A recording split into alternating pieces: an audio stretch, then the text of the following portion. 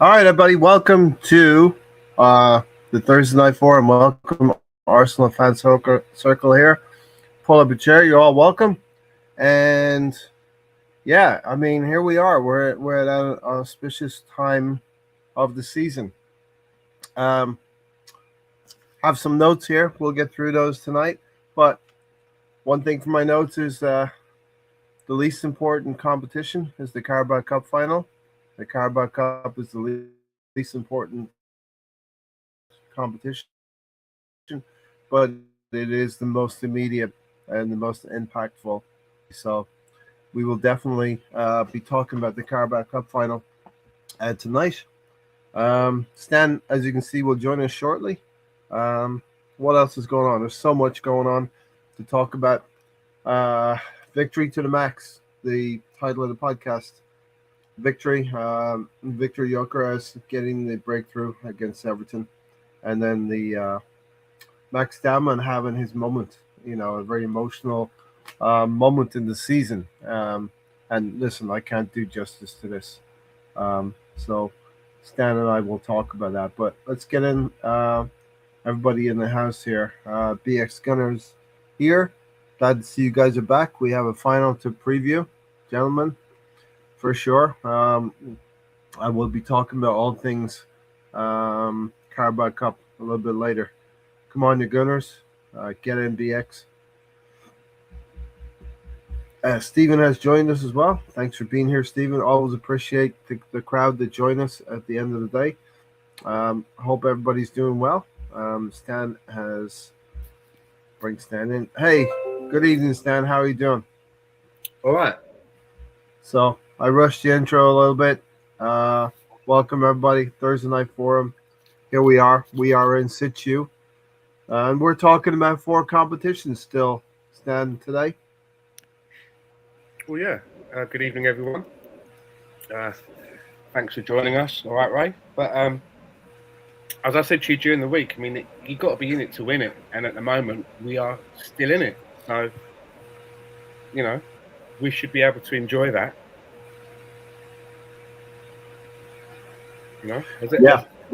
As every game scratches down, we get closer to our goals. One game at a time.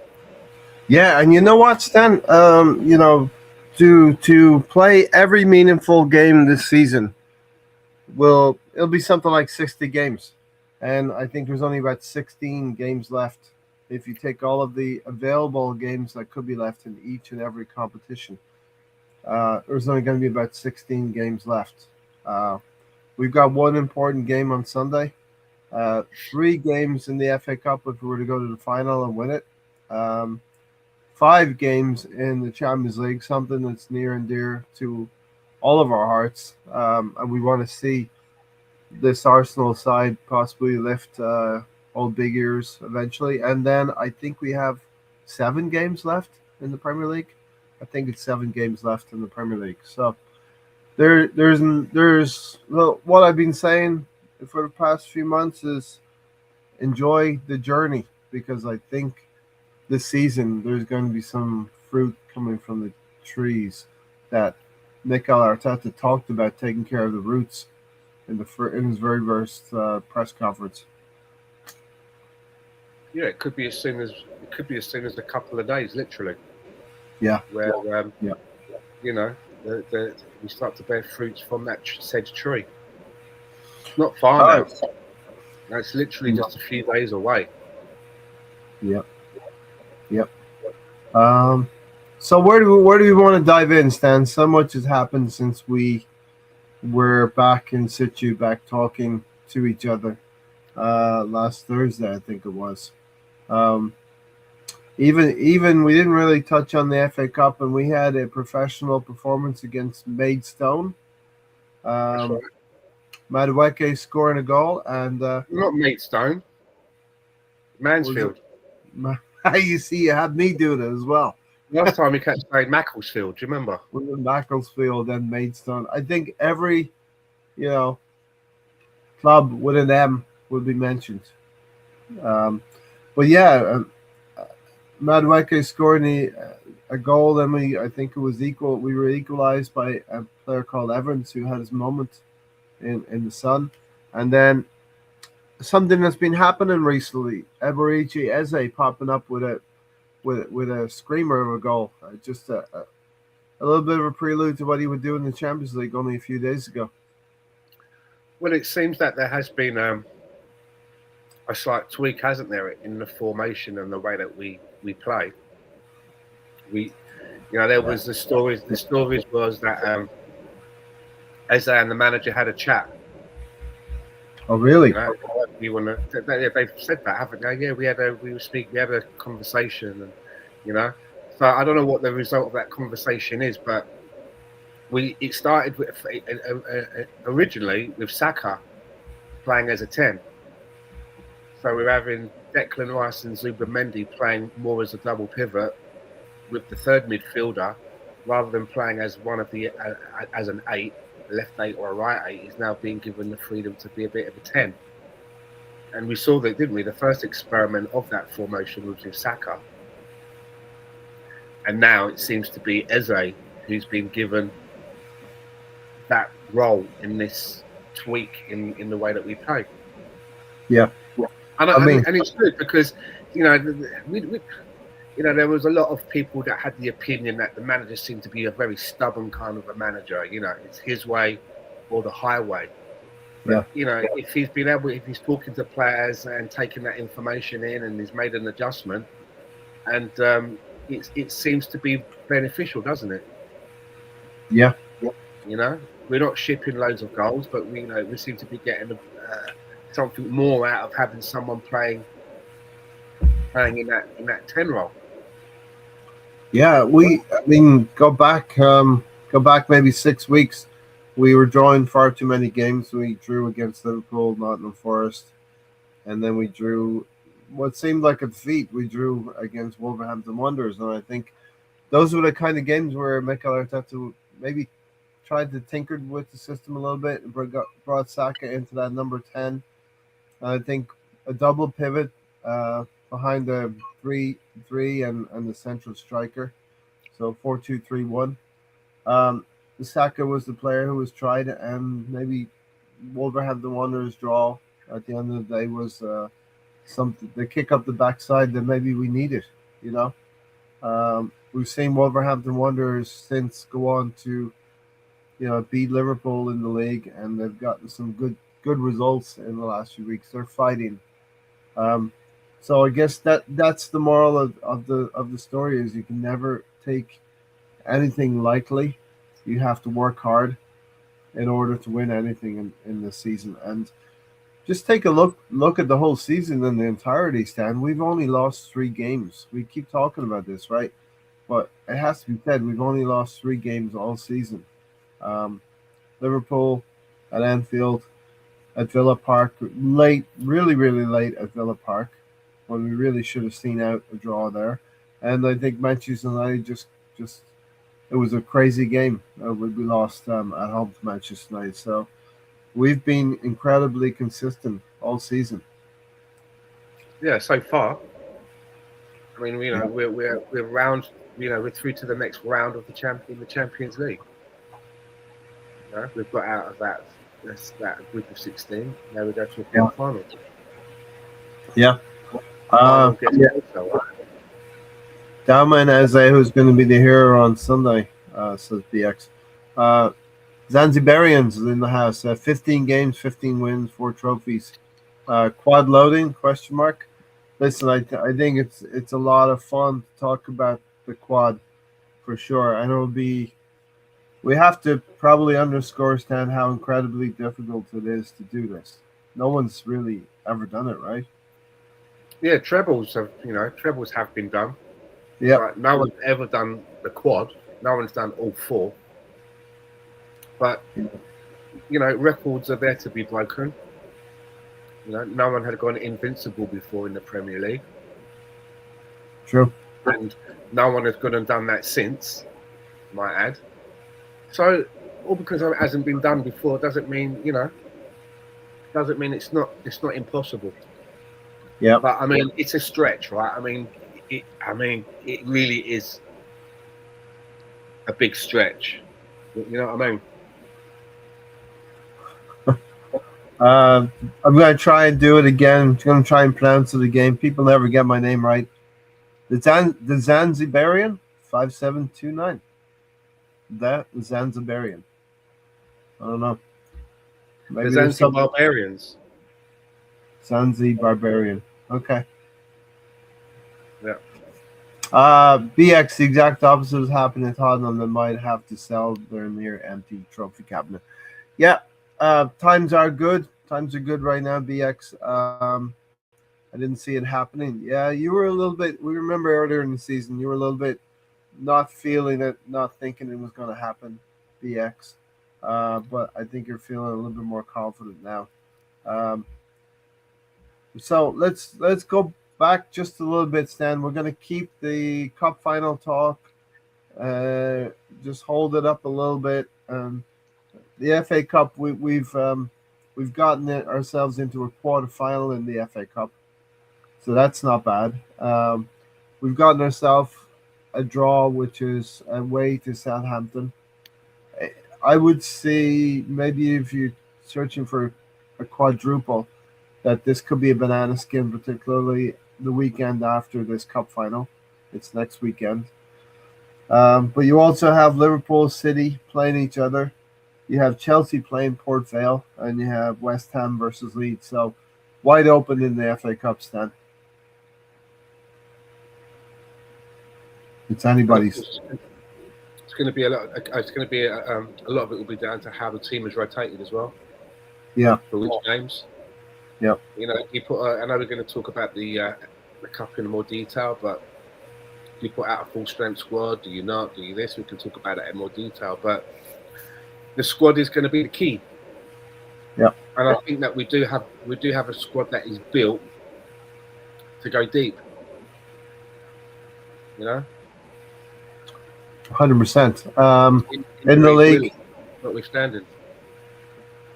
All right, I think we'll jump to the game against Everton. We'll talk about that in a little bit of detail now because, that was the one last weekend, Saturday.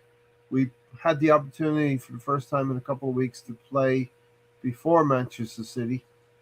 And as it pans out, we were able to exert some pressure on Man City, and it told on them the next day against West Ham. But during that Everton game, for you, when you were watching it, was there any point in that game where you said to yourself, "This is probably going to end 0-0"? Because I know I did. Of course. I know I did. I was like, okay. Maybe well, I will say, maybe the point. So maybe it was desperation on my part. Maybe it was the last throw of the dice, the last throw of the proverbial dice. But if you remember, it's almost like fever pitch, the slow motion as Lee Dixon plays that ball into Alan Smith. The slow motion for me was when Gabriel played that crossfield pass. I think it was to Max Dowman on the right. And Max Dowman was allowed acres of space. I said to myself, we're going to score here. Maybe in a last desperation of hope. But we're going to score here. And a couple of moments later, we did score. Anytime there's a situation where a goalkeeper goes up for the set piece, I always think to myself, if the ball pops out, you've got a wide open goal. Yes. If you're in the right position, you could even launch it with one kick and maybe get it in, you know? So there's always that opportunity because you just got a wide open goal. So I like to see that when it's taken advantage of because it's a gamble, right? It's a gamble that you're making at that stage. And that particular time, the gamble didn't work for them. It worked for us, you know? Yeah. So what story? You know, you got this young kid it kind of reminded me a little bit about that time we played at Everton and Wayne Rooney scored. Yeah. I think it was like one of his first sort of first team goals, you know. Yep.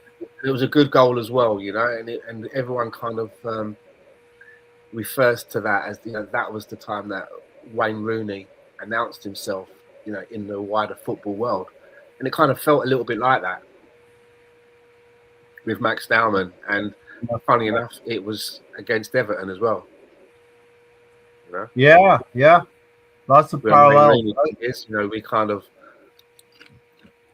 So you found a very good Everton connection there, but I was actually thinking that weekend was a very West Ham connection because you have David Moyes, who was previous West Ham manager. We're playing. He's the manager of Everton. We're playing Everton, and then Man City. We're going to be playing West Ham the next day, and who would score but Mavropanos? So for me, there was some West Ham parallels. You found an Everton parallel, a very good one, with Wayne Rooney and young Max Dowman. Yeah, and even before the cameo goal, just when he came on, the style of the game did change when he was on the pitch, and he's a young guy.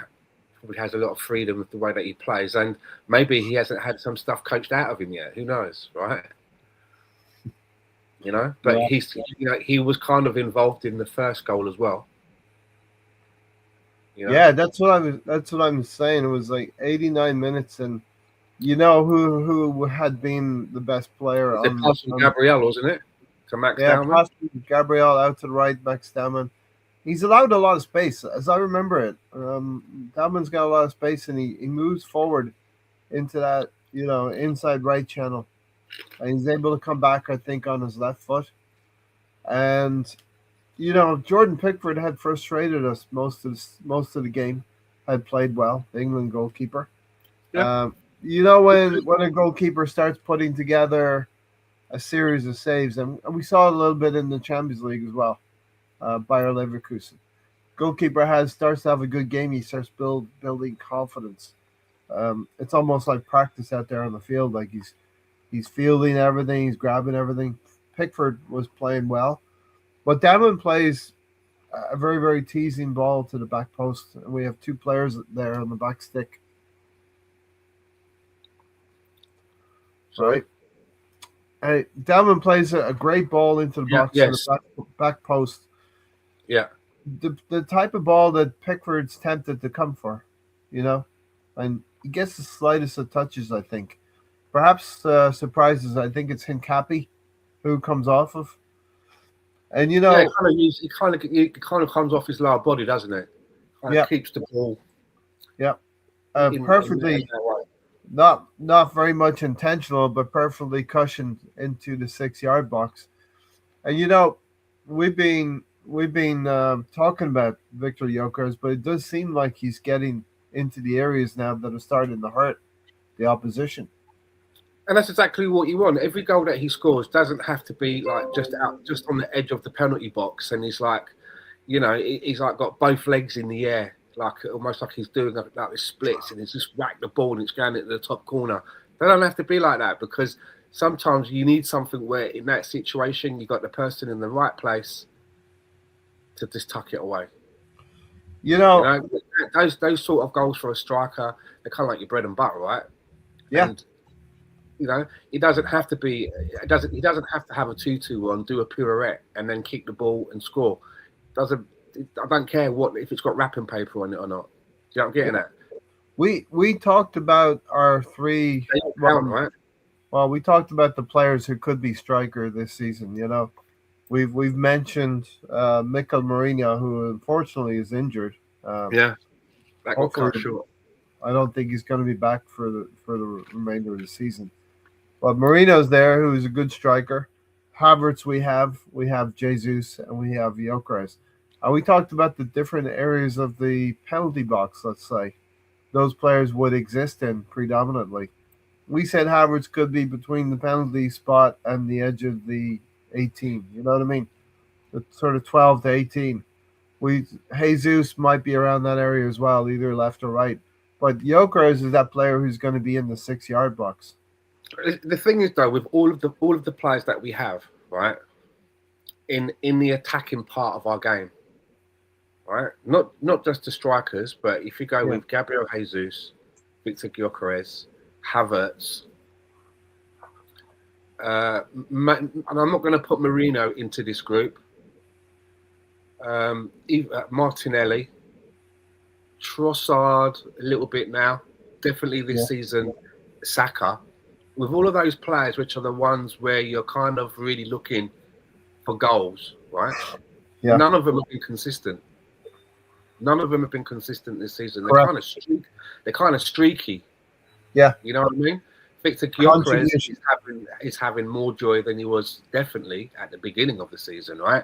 He's beginning to get onto the score sheet on a much regular basis than he was initially. Yes. But there isn't anyone that's really like, Somerville. Someone like Somerville at West Ham. Every time I seem to watch Match of the Day, Somerville's playing, he scores a goal. Salah back in, not this season, but before, anytime Salah was playing, you get a goal. Gareth Bale. Do you know what I'm getting at? Those players, like, when you put them on, that guy, of course he's going to score. Him again. Yeah. Yeah, him again. We haven't had a him again, really, this season. No. And I think that's obviously the reason why we spent money on the Victor Gyökeres, because the others, they weren't consistent. The one that I think is probably the most consistent is Mikel Merino. Yeah. He seems to play. He seems to get goals. However, he doesn't get long runs at it. Do you know what I mean? He doesn't get he did at the end of the other season when we needed him, but he generally doesn't get a longer run. When he plays, though, he seems to be able to bag a goal. But he's like that. Even with our wide players, there seems to be a lack of consistency, doesn't there?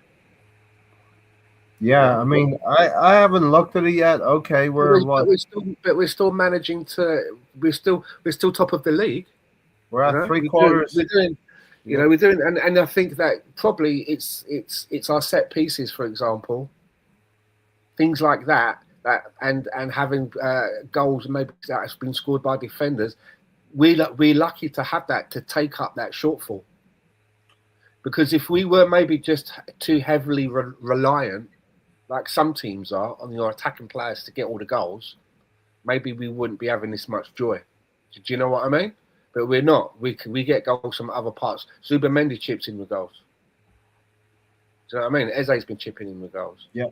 Defenders chip in with goals from set pieces and whatnot. Even a Calafiori and a Hencapi can come in with goals, right? Which a lot of teams don't have that. So it's kind of taken up, maybe that, having that extra bit there has taken up the shortfall. But if we can get the consistency right in those main attacking areas, we'd be laughing. And that seems to be, for me, if I'm looking at what the next evolution is for Arsenal, I'm looking at that area and thinking, right, how do we get more consistency from players that play in those positions?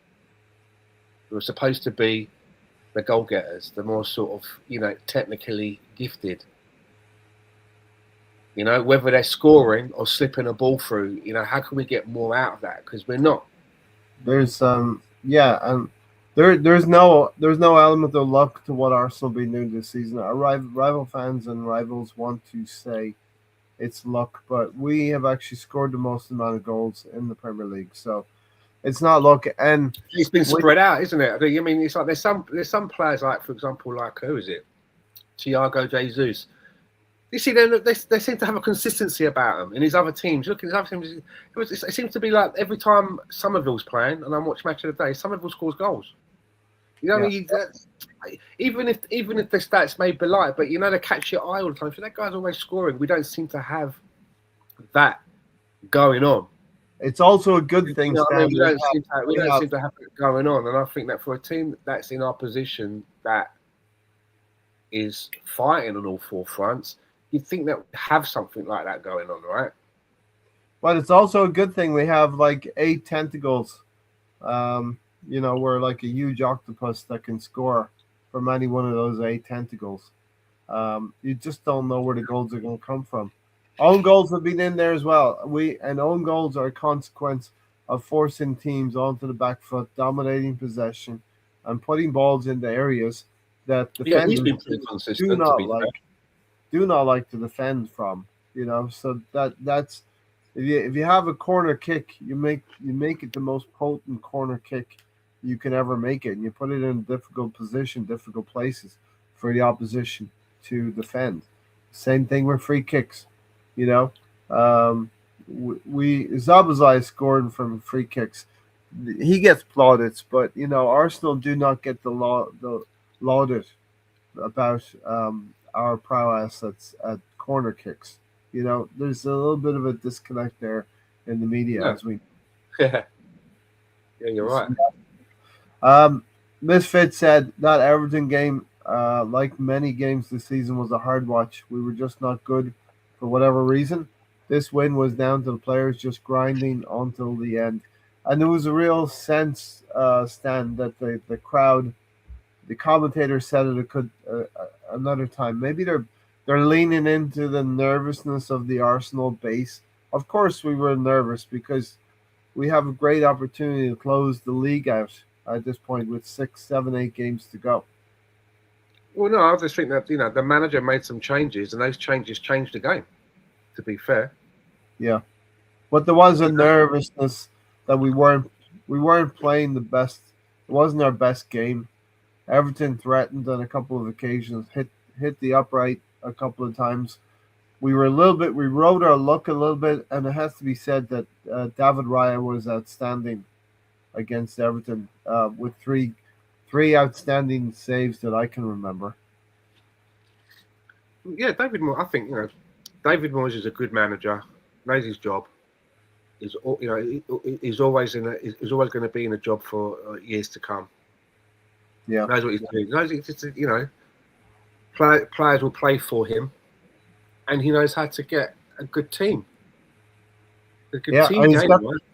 That Everton team was riding, I think, a 10 games unbeaten, something like that. I think that they had um, been one of the best teams away from home. So coming to the Emirates, they almost saw it as a free hit. You know what I mean? Just have a go at Arsenal. Uh, if you can get something, you can get something. And they must have been really sore to have to leave the Emirates without anything at the end of the day, having looked like they were going to go home with a point. Yeah, I mean, there was definitely a point, as I say, in that game where I was thinking, okay, maybe this is one where that ends 0-0. We get a point. That's what I was thinking, Mm-hmm. and it totally changed, right? Yeah, For it me, it changed. totally changed. It totally changed to not just get one goal and leave there 1-0, got two. I didn't see Yeah, that coming. we'll talk a little bit more about the second one in a second. In 1 second, when Rooney scored, Everton were 10th and going nowhere. We were top and dropped to second, behind Liverpool by 1 point. Eventual winners. Was he like the same age? Was he like 16? He was 16 exactly. Yeah. His Damman's cross for the Joker's goal was fire, Stan. It was a well placed cross. Tempted Pickford off of his line. Nkape was onside. The two boys on the back stick were onside. And last season, as we said, Stan, last season, we might not have that might have been cleared by a defender because the defender might have been the closest player to the ball. Now we've got a player in Jokers who's gonna like anticipate and gamble. At least one player in the box who's gonna be the fox in the box and gamble. Uh, he scored in the semi-final against Chelsea a similar kind of goal in the Carabao Cup first leg, a similar kind of goal in the 6 yard box. So yeah, those we've seen players like Gary Lineker down the years just live in the 6 yard box. Teddy You know? Sheringham. Yep, Teddy Sheringham. Um, Dowman cross for Joker's goal. Arsenal go 1-0 up, and like you were about to say, Stan. 1-0 up. We could have gone home and kept the 3 points, and it would have been somewhat of phrased as a lucky goal, a lucky win, lucky goal, and just a mandatory 3 points. But maybe the boost of the season that we needed at this point in the season was a young player in Max Dowman doing what he did for the second goal. It's unbelievable. I mean, he's not the only 16-year-old at Arsenal. There's lots of other 16-year-olds, 15-year-olds in his age group that are at Arsenal. To be able to be on the bench and come into a first team game in the Premier League when you're not sort of like 4-0 up and there's nothing to do, there's still points on the line. Yeah, I mean that's a big endorsement by your manager. It's not like he brought him on with like 3 minutes to go and he barely, no. you know what I mean, got his boots dirty. There was still, time where something could be done. Do you know what I'm getting at? And work needed to be done. It's quite an endorsement. It shows you how highly they obviously think of this kid. Yeah, Dowman coming on in the 73rd minute. So there's definitely, we finished in the 98th minute, something like that. So he came on for 25 minutes to affect the game and win the game for us. And listen, can Arsenal fans go a little bit over the top and start comparing him to Lionel Messi? Yeah, there can be one or two podcasters out there that can say that. But I mean, you know the one he's going to get compared to, and I think they already are, is the kid at Barcelona, right? Okay, Lamel. Yeah, I mean Lamel. They both play in the same position as well, I think, on the right hand side. And didn't he come into the team in Barcelona quite young as well? Yeah, 16, something around the same sort of age. He's been doing it for a few years now, and Lamel is still young. I think a couple. I think it might be like this is like maybe his second season. His breakout season might have been last year, maybe, because he's only like 16 himself, right? But there's a part of you that says, well, we don't have to go mad. We can use these kids sparingly. You don't want to rush things. But if you're good enough, you're old enough, and that kid at Barcelona now, he doesn't come off the bench. He's in the starting lineup. Mm-hmm. He's considered to be an important piece of how Barcelona play now. Yeah. Do you know what I'm getting at? He's not starting in Carabao Cup games. He's starting in Champions League games.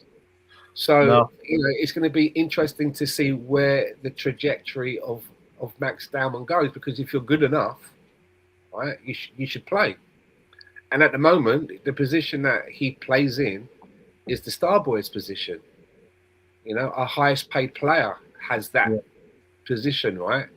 But if you go through bad patches, as players invariably may, your form is down.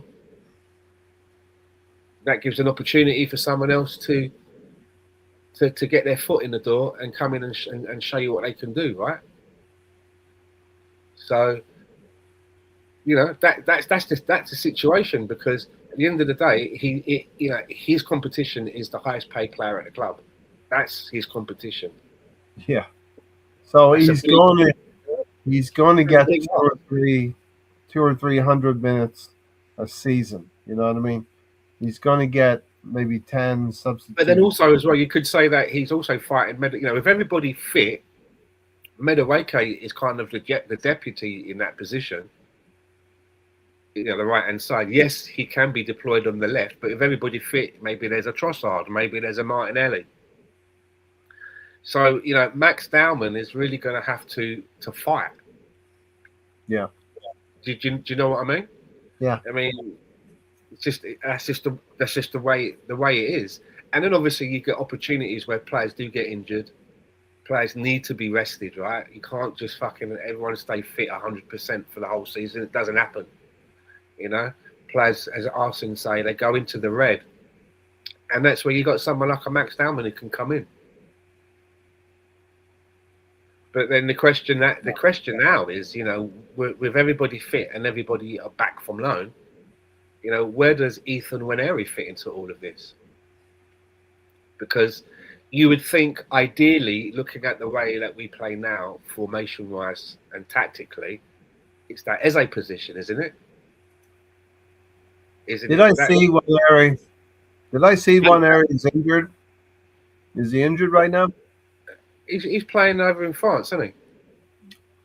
Or did they? Were we going to exercise our? He's at Is it Marseille? I think Marseille. Yeah. Were we going to bring him back at some point? There was some talk of that.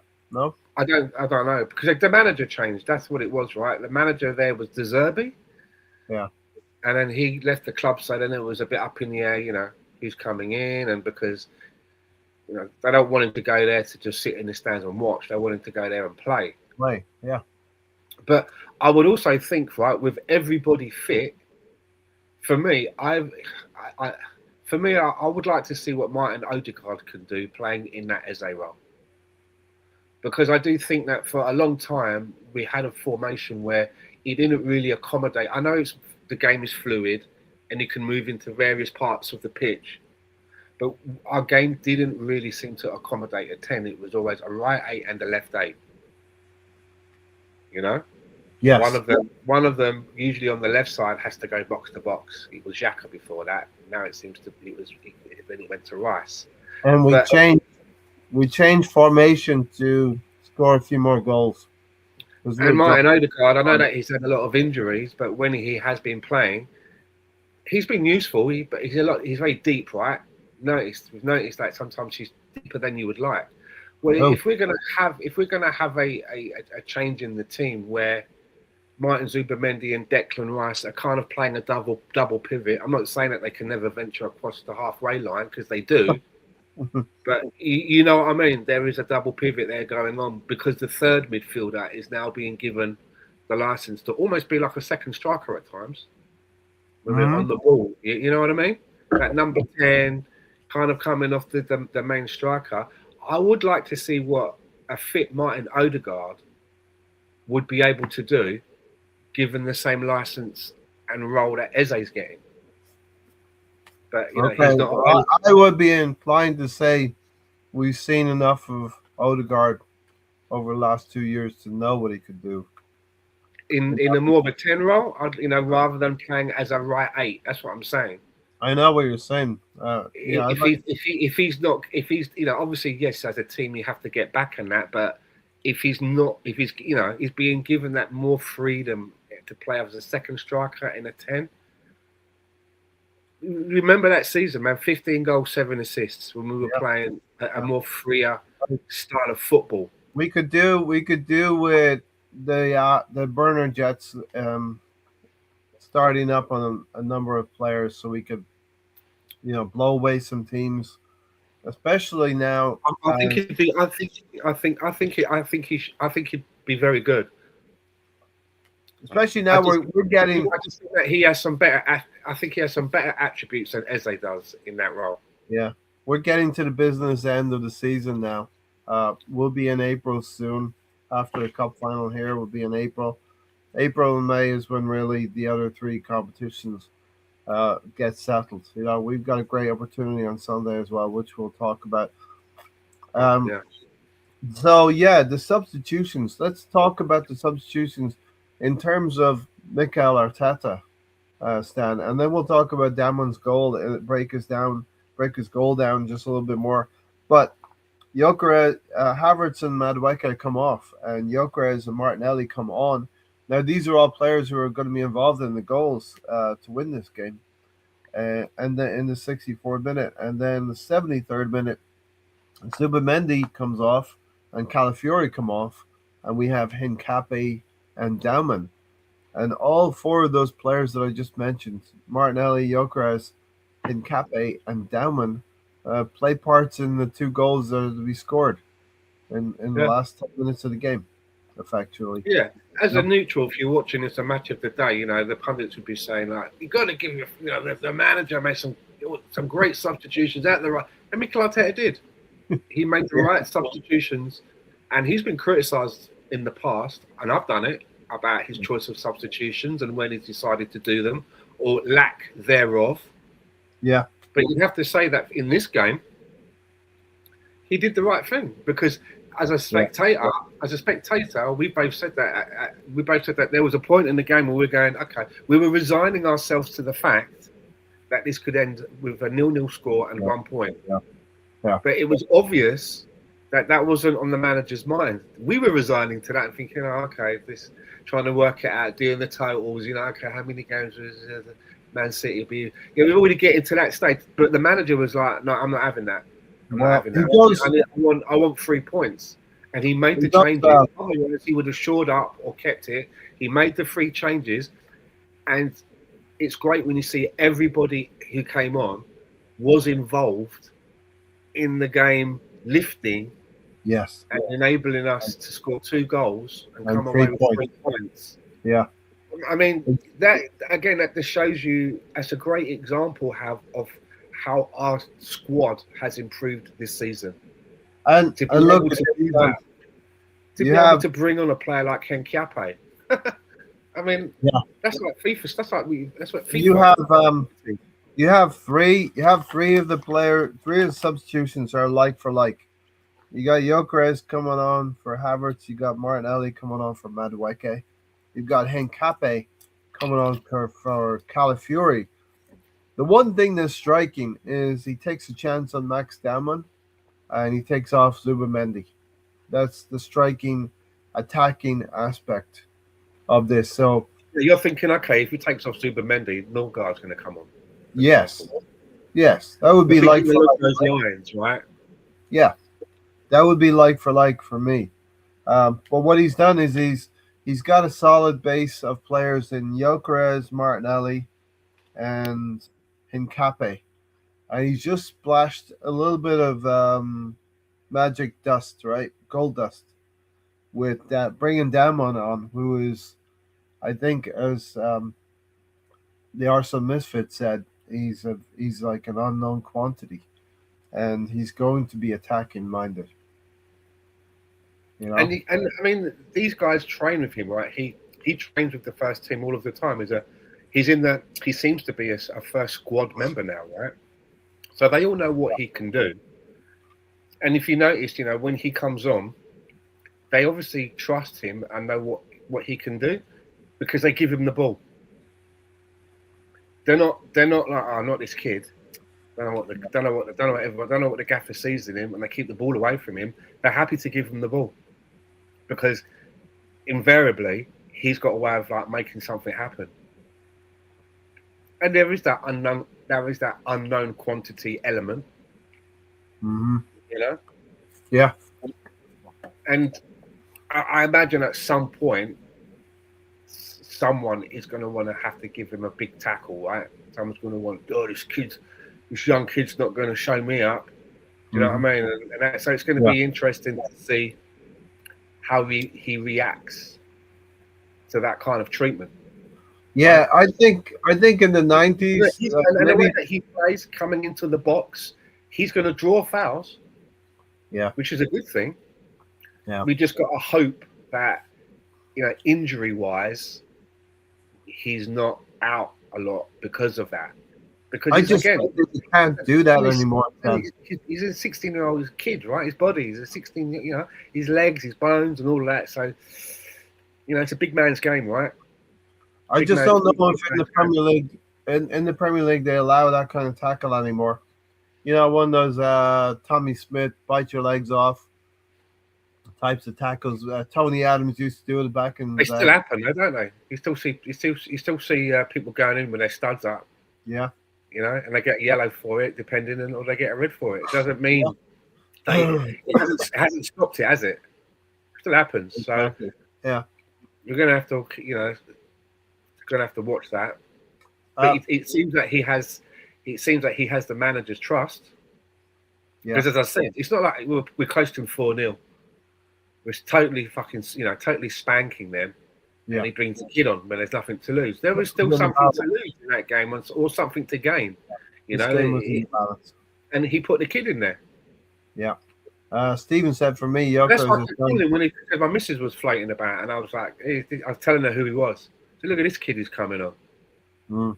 My missus was like, he's got braces. He's wearing braces. I'm like, he's going to school on Monday.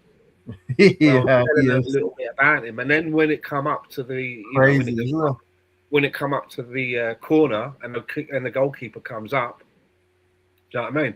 I said to her, look, the goalkeeper's gone up for that.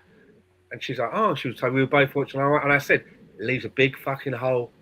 Never know. Big, you know what I mean? Because that ball pops out, and the goalkeeper is fucking At the races. no man's land, right? Mm-hmm. And it kind of reminded me a little bit of the Martinelli goal against Chelsea. Bayern. Was it Chelsea? Okay. You know, Martinelli's kind of breakout goal where he had to run the length of the pitch, didn't he, and take a shot. But we did. I thought you were going to mention. Thought you were going to mention Bayern Munich because we had a goal against Bayern Munich as well in the Champions League earlier this season. It's very similar as well. Yeah. We'll talk about Martinelli in a minute as well. And if you notice as well, when Dalman was scoring, went off on his goalward bound, he was the next player behind him. It was Martinelli. Yeah. Well, Martinelli was probably running behind Max Dalman, going, "That's what I do." That's my Martinelli was his wingman there. You'll see Martinelli had his back in that situation, because when he's going in on goal to finish it off, Martinelli's making 1,000% sure that I think he had to take the ball around someone as well, didn't he, Dalman? It wasn't a clean run. There was one obstacle. He dealt with that. Yeah. Quick housekeeping here for Gyökeres. Gyökeres has done what I had hoped to do. I wanted 15 goals in all comps, and I believe he's got 16 now. I'll amend that, Stephen. I said I wanted 15 Premier League goals from Gyökeres and 20 plus in all competitions. So I think we're going to get that from Viktory Gyökeres. So a very, very good and strong second half to the season for Viktor Gyökeres. Martinelli has done well this season. BX kind of said, agree with you, BX. The thing that frustrates many Arsenal fans with Martinelli is his lack of consistency. But I was just thinking about this. He is a moments player. Martinelli is. So we live and die by waiting for the moments of Martinelli's play to excite us. A great amount of time he frustrates us. He's been better this season because he's got competition in Madueke and Eze and maybe Waneri and Trossard for sure. So we're getting the best out of competition from most of the squad here. Steven said, I didn't think Gyökeres would suit the way we play. That's why I only had him getting 15 goals, but it looks like he could bag 20 or more. Yeah, I think he'll get 15 in the Premier League, which he should. He's the striker. Striker should get the majority of the goals. I do think that he hasn't. He has improved. You know, his contribution rate has improved, but you know, I was expecting when we brought in a striker, not just if it was Gyökeres, no matter who it would be, I was hoping that person would pull us away a little bit from Havertz or Jesus, in the way that it would be a significant upgrade. Mm-hmm. And you know, there were parts of the season when Havertz wasn't available. People were like, well, "Where's Havertz?" You know, we were supposed to be improving on that. Yeah. So I still think that as much as that he has improved, and I'm pleased, and you can't deny it. You know, he's working hard. You know, he wants it. He wants this to work. You can see that. You can't shirk his effort. I'm still hoping that maybe it's going to be a gradual thing, and he will be able to pull himself away from the Havertz Jesus circle. But for me, I still think that the way that we kind of we play, maybe it's different now with that tweak in the formation. But the way that when we used to play that 4-4-3, I thought Marino was a good shout. It just seemed to work. I mean, when we bought him, I wasn't all up in Marino. I was like, who's this guy? Is he, I don't really much about him, right? I'm like, what position does he play? Is he a 6 that can play at 8, or what is this guy? And then, you know, somehow we managed to find another attribute that he has, and when he plays, I think he's an important player. I think for sure Marino has been a key player for us. I think the important thing from this season is that we have strikers who can give us something different. Have they separated from each other? No, they've not separated from each other in terms of goals, but they have different qualities that Mikel Arteta can use tactically now, and he'd know best the qualities of the opposition and who he's going to use against certain players on that team. Like I'm thinking about Sunday already, who he's going to go with. It's Well, that tactical shift, and I hear what Misfit's saying. He says there isn't a player out there that will be able to light the scoreboard up because of our style of play, slow paced, and walk the ball into the net. And I yeah, think it was very much like that with that 4-3-3 formation that we initially were playing. And I think that perhaps if Mikel Marino was available, Mikel Arteta would be finding a way to get him into the team because I think he's important. I really think he's an important player and a big miss. And maybe if he was available, we wouldn't have made the tweak that we have with a double pivot and someone playing more as a 10. good You stuff. know what I mean? You know, Some, that may have. I mean, you could argue the injuries that we've obtained this season have maybe helped us because I mean, maybe it certainly seems to be getting more out of Eze playing in that position. that's what I mean. Maybe Definitely. Eze would not have played Stan if Odegaard was more fit and available.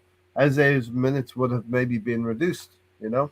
And now we're seeing some magical moments from Eze. I will talk about as well a little bit later. Um, Zanzi said, "I'd rather three players score 10 goals each than one player getting 30. If that one player's crocked, you're not going to score." No, I want the 30 and I want the tens You're as well. greedy. You're being greedy. I want the 10s from other players, but I want that Still, 30 as well, there's right? still two good goal scorers. They're saying. Um, BX said, "Jokeres and Martinelli are our top goals and assist getters so far." So that's interesting. You wouldn't think that from Martinelli, right? But he's a moments player, Stan. He comes up with moments each and every season. But it's And interesting. You think about it, right? If every single player was fit and available for the next match, yeah, like on FIFA when everyone's got green, they're 100%, yeah, right? yeah. What formation would we play? Because there's a couple of players that are out that you know the manager wants to be involved. He wants Odegaard to be involved. He's the captain of the club, right? Yeah. He also wants Marino to be involved. Well, Marino might not play because of Zubimendi, Odegaard, and Rice. You know what I mean? He might be a sub. But that's You the know what I mean? thing, right? There's a lot of choice, and the manager is in a way had his hand forced a little bit. Yeah. You know, but with everyone fit, In a good it will way. be interesting to see, where he goes. With everyone fit, do we still continue with this formation where we have someone playing more as a 10? Does that stay? Yeah. Or do we go back to the 2 8s and a 6?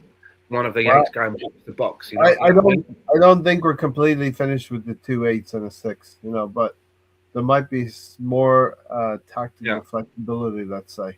You know what I mean? BX likes that we're scoring more from outside the box. We've always spread the goals out the last 3 or so years. Just having just one guy has caused problems for other clubs. For example, City. If Haaland isn't scoring, they do struggle. You know. Yeah, there is that element as well.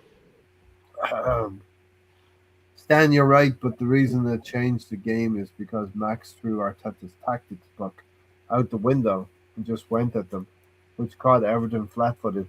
Yeah, listen, I think we've seen it from other clubs that bring in a young player and they 1 or 2 games a season that those young players will turn a game on its head, and you're sort of marking your card saying, "Oh, that's a player we got to watch out for in coming seasons." And I think Max Damon has marked the card of many football fans, not only Arsenal fans. You know, It's quite easy. It's quite easy for a young kid to come into a game like that and think, I'm going to go for that lob ball cross, but you know what? I don't want to fuck it up for everyone. I'll just pass it square. Absolutely, that's a great point. Do you know what I'm getting at? Because absolutely, you have a fear. He's obviously not thinking in that way. He's obviously like, I play like this. That's a great point.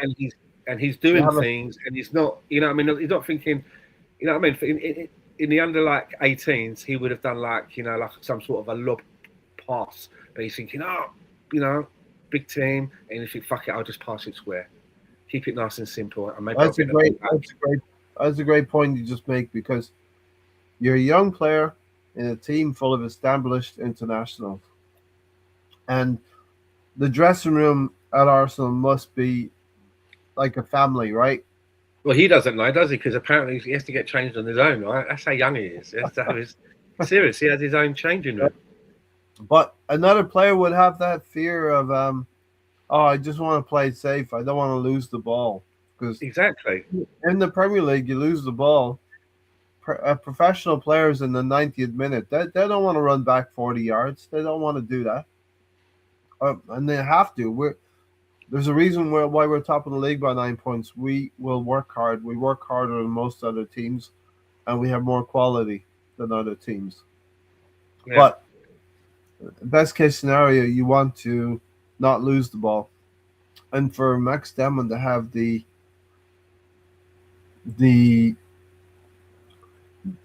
presence about him, you know, not only the skills and the ability, but the presence about him to try and go and affect the game and not play it safe, speaks volumes for the kid.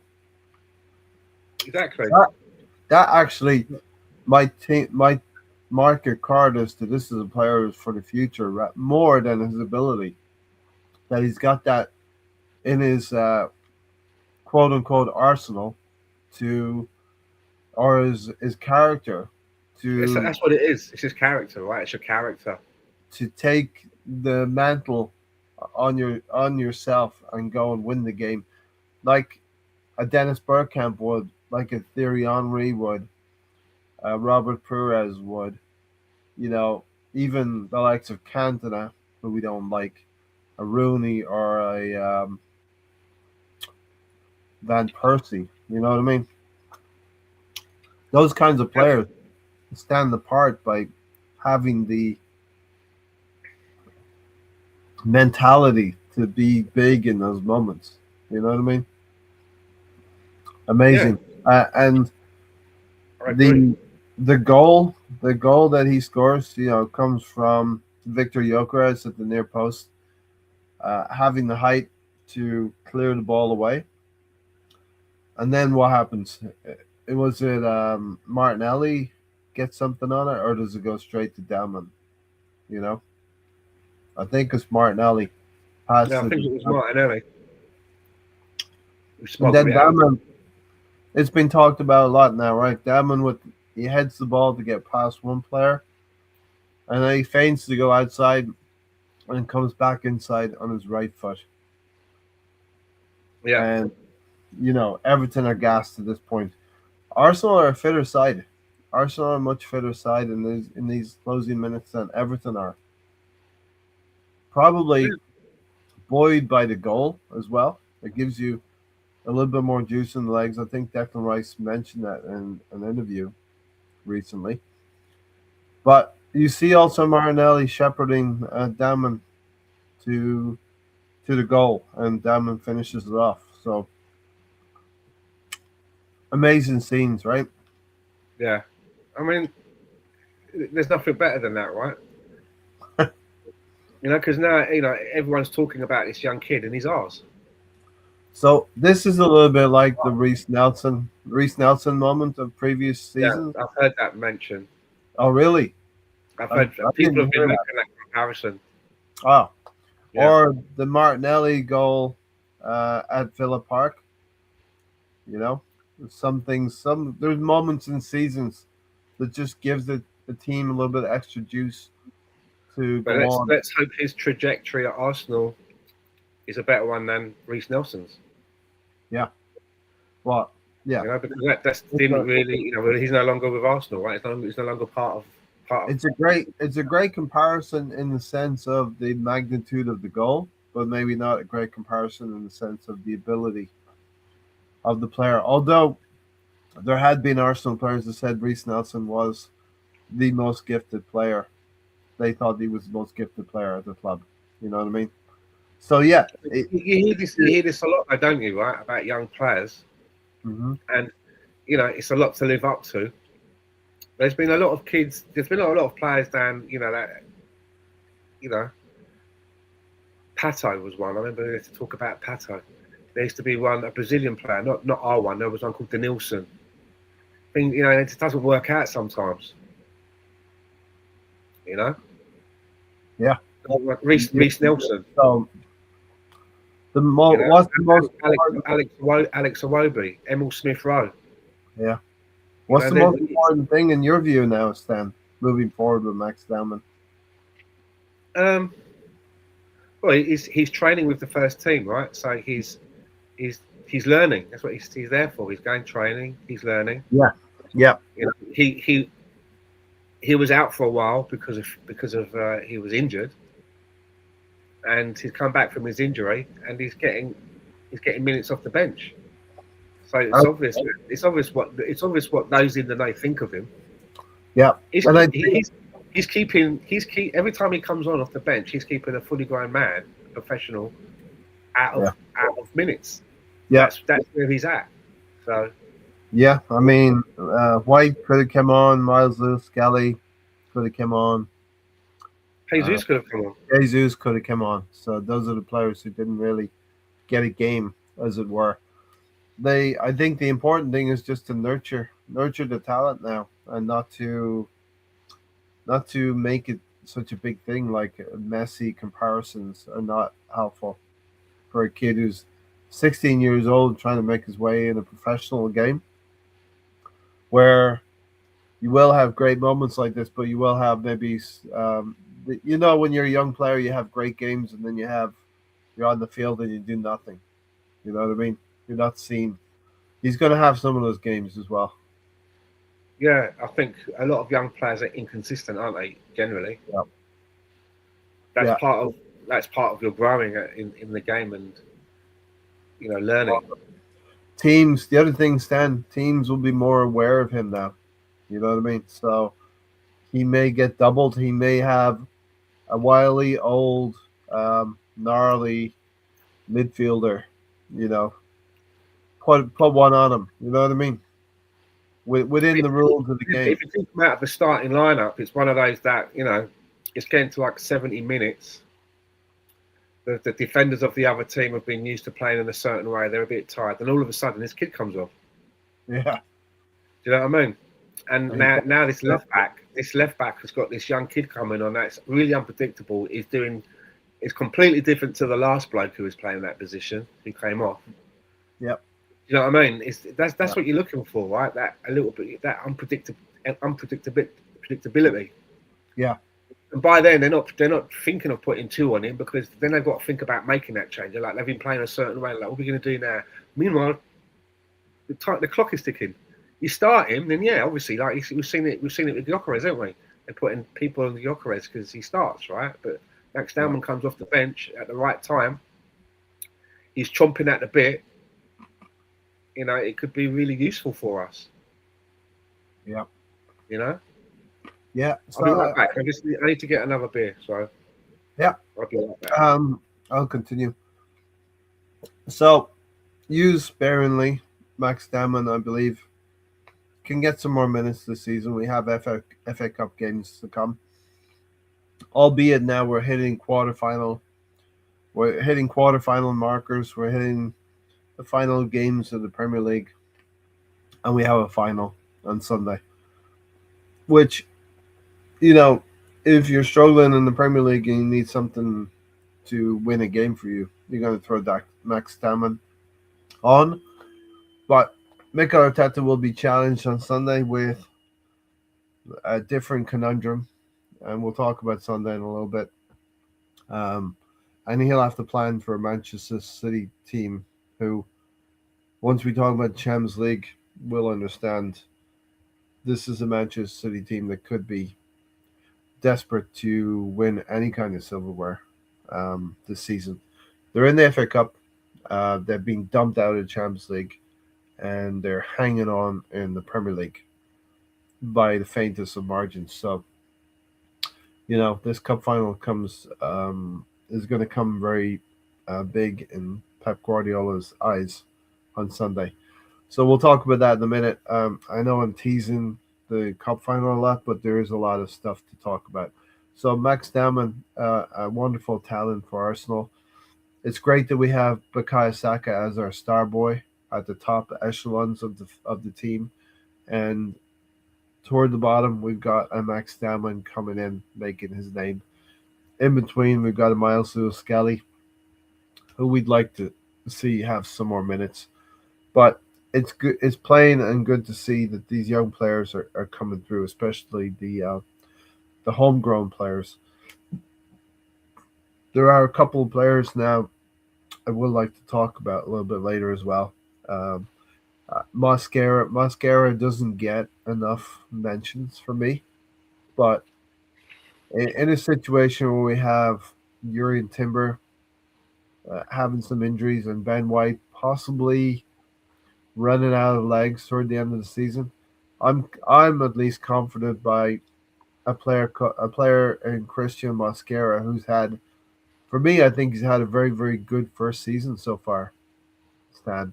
And whenever he's come on, yeah, he might make a mistake here and there. I think he's been very solid throughout, but if he does make a mistake, and I remember a mistake at Brentford that he recovered very, very quickly as well. So these are the things to remember about Mascara for me. Very comfortable on the ball, fits in very well, fits into the right back area, and can do a job for us and not hurt us, Dan. Looking back, right, I'm actually glad you touched on the mistake that he made against Brentford, Brentford, yeah. and then he recovered and got us out of jail. Looking back now, I'm glad that he made that mistake because we got to learn that he can, the way that he reacted, recovered. We got to see a little bit. Okay, well, wow, this guy, obviously you don't want players making mistakes, right? Because it could lead to a goal. But Yep. it was good to see that and think that he's not a player like he makes a mistake. The guy who just stands there and waves his hands and looks at the ref. Yeah. Meanwhile, Yeah. plays continuing. No. Yeah, if you stop and throw your arms up to the ref, you've lost 5 yards. Exactly. So I'm glad that we got to see how this guy's mind works in a way. So I'm glad that he made that slip up because we got to see that. I've been very impressed with him. The time at Anfield, we lost the game at Liverpool, but Saliba got injured in the first few minutes, and you're like thinking, oh, You have to remember as well, right? We got him from Valencia, and he was playing playing every week almost. Yeah. For them. Yeah. He wasn't a sidelined player, a deep reserve on the bench. He started a lot of times, so he's kind of paid his dues, right? Yeah, so listen, I'm very heartened that Andrea Berta went down and got a quality player that can complement the team. Hincapie's another one that I think there's a story recently about Mikel Arteta asking Xavi Alonso about him. He's like, he's a beast. He'd run through the wall for you. I think he called him a warrior, didn't they? Warrior, yeah, something like that. He'd run through. So he was probably one of for Bayer. I think it was Bayer Leverkusen that Xavi Alonso was with. We played them. So that's a perfect segue into the Champions League, right? Just touching on that as well, I think Mikel Arteta said something like the way that he plays with us and the way that he is around everyone, you think he'd been here for like 10 years. Yeah. Which is the way that he's slotted in, fitted in, the way he conducts himself. We have struggled in that left back position for many years through Granit Xhaka and others. But he's also really a left centre back as well, which is so good, right? We've got two players. Well, you think about it, right? I mean, that's Gabriel Magalhaes' main position is the left centre back, right? But Calafiori can play there. Yep. And so can Cape. Cape can play there. Yep. Left centre back, I'm talking, not left back. Left centre back. Yeah, he can play there. Yeah, and we've even seen, I think, Mosquera slip in there, even though he's not left-footed. Yeah, So had to do it for and all of those, and those players, obviously not Mosquera, but they can also play at left back as well. So I think the work that they've done and the kind of profiles of players that they've got is really, that they've done really well. But all of our fullbacks are centre backs. Yeah, all of our fullbacks, they've played. I know at he's fullback said this before they came to us, but their main position was as a centre back. Yeah, and that's quite. I don't know what that means, but it's something that I've noticed. Yeah, and I know that City used to be like that as well. However, they seem to have Pep started. They've gone back into having some fullbacks as well. Yeah. But all of our, if Calafiori again, he was more of a centre back, right? Who had played games at left back, but was more of a centre back. Same with Hencape. Yeah. Lewis Skelly, he's a midfielder that has now been transitioned to when he does play as a left back, right? Yeah. So my point is, even on the right hand side of Timber and Ben White, traditionally centre backs that have now transitioned into fullback positions. It's just interesting. Yeah. So I'm going to open the door for some ridicule toward me because I remember a left back who was. I know it. I was thinking about the same thing. You were going to say it, weren't you? Nuno Tavares.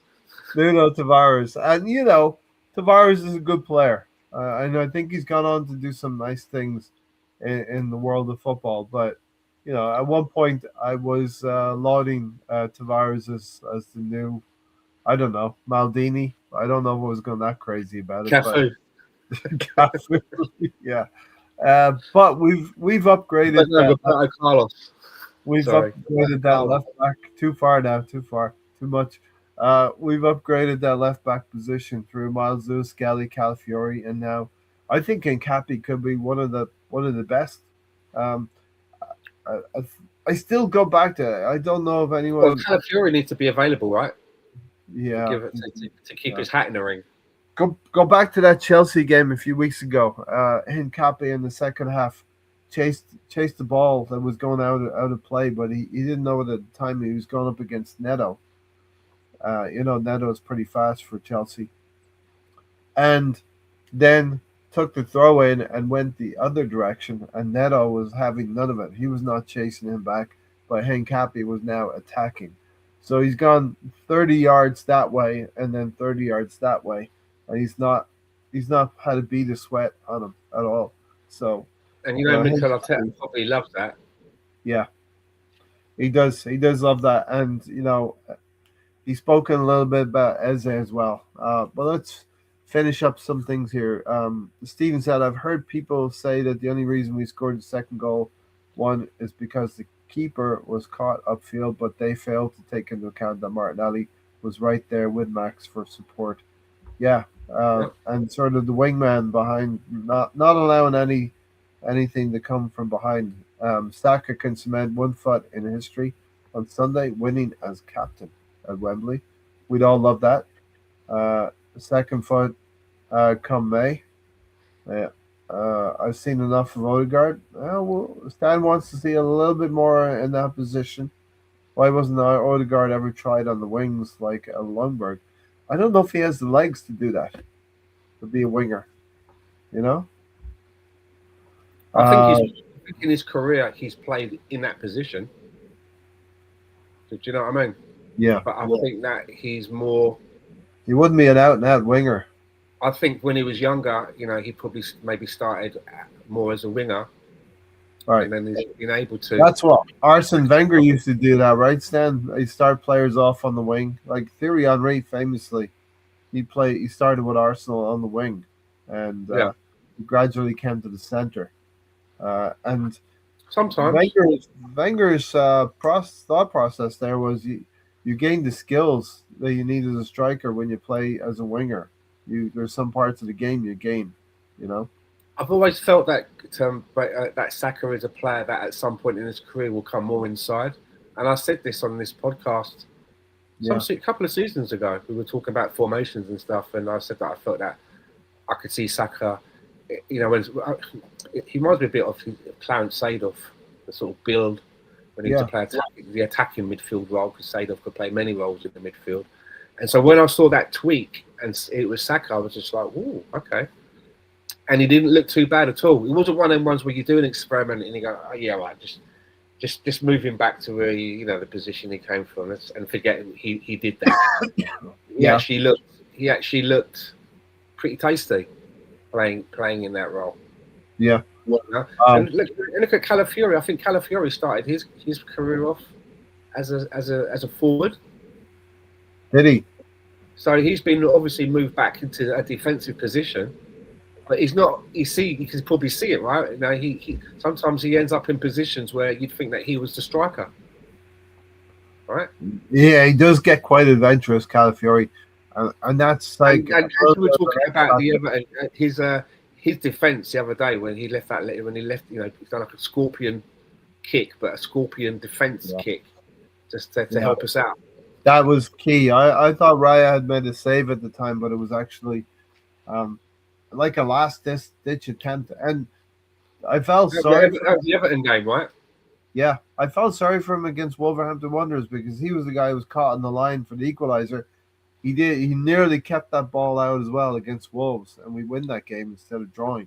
You know, Stephen said, Ray, our style of play ruined Odegaard as well as Martinelli, and to the extent Saka. The 23-24 season showed that as these players came alive after we dropped our Arteta ball after the Dubai break. Exactly.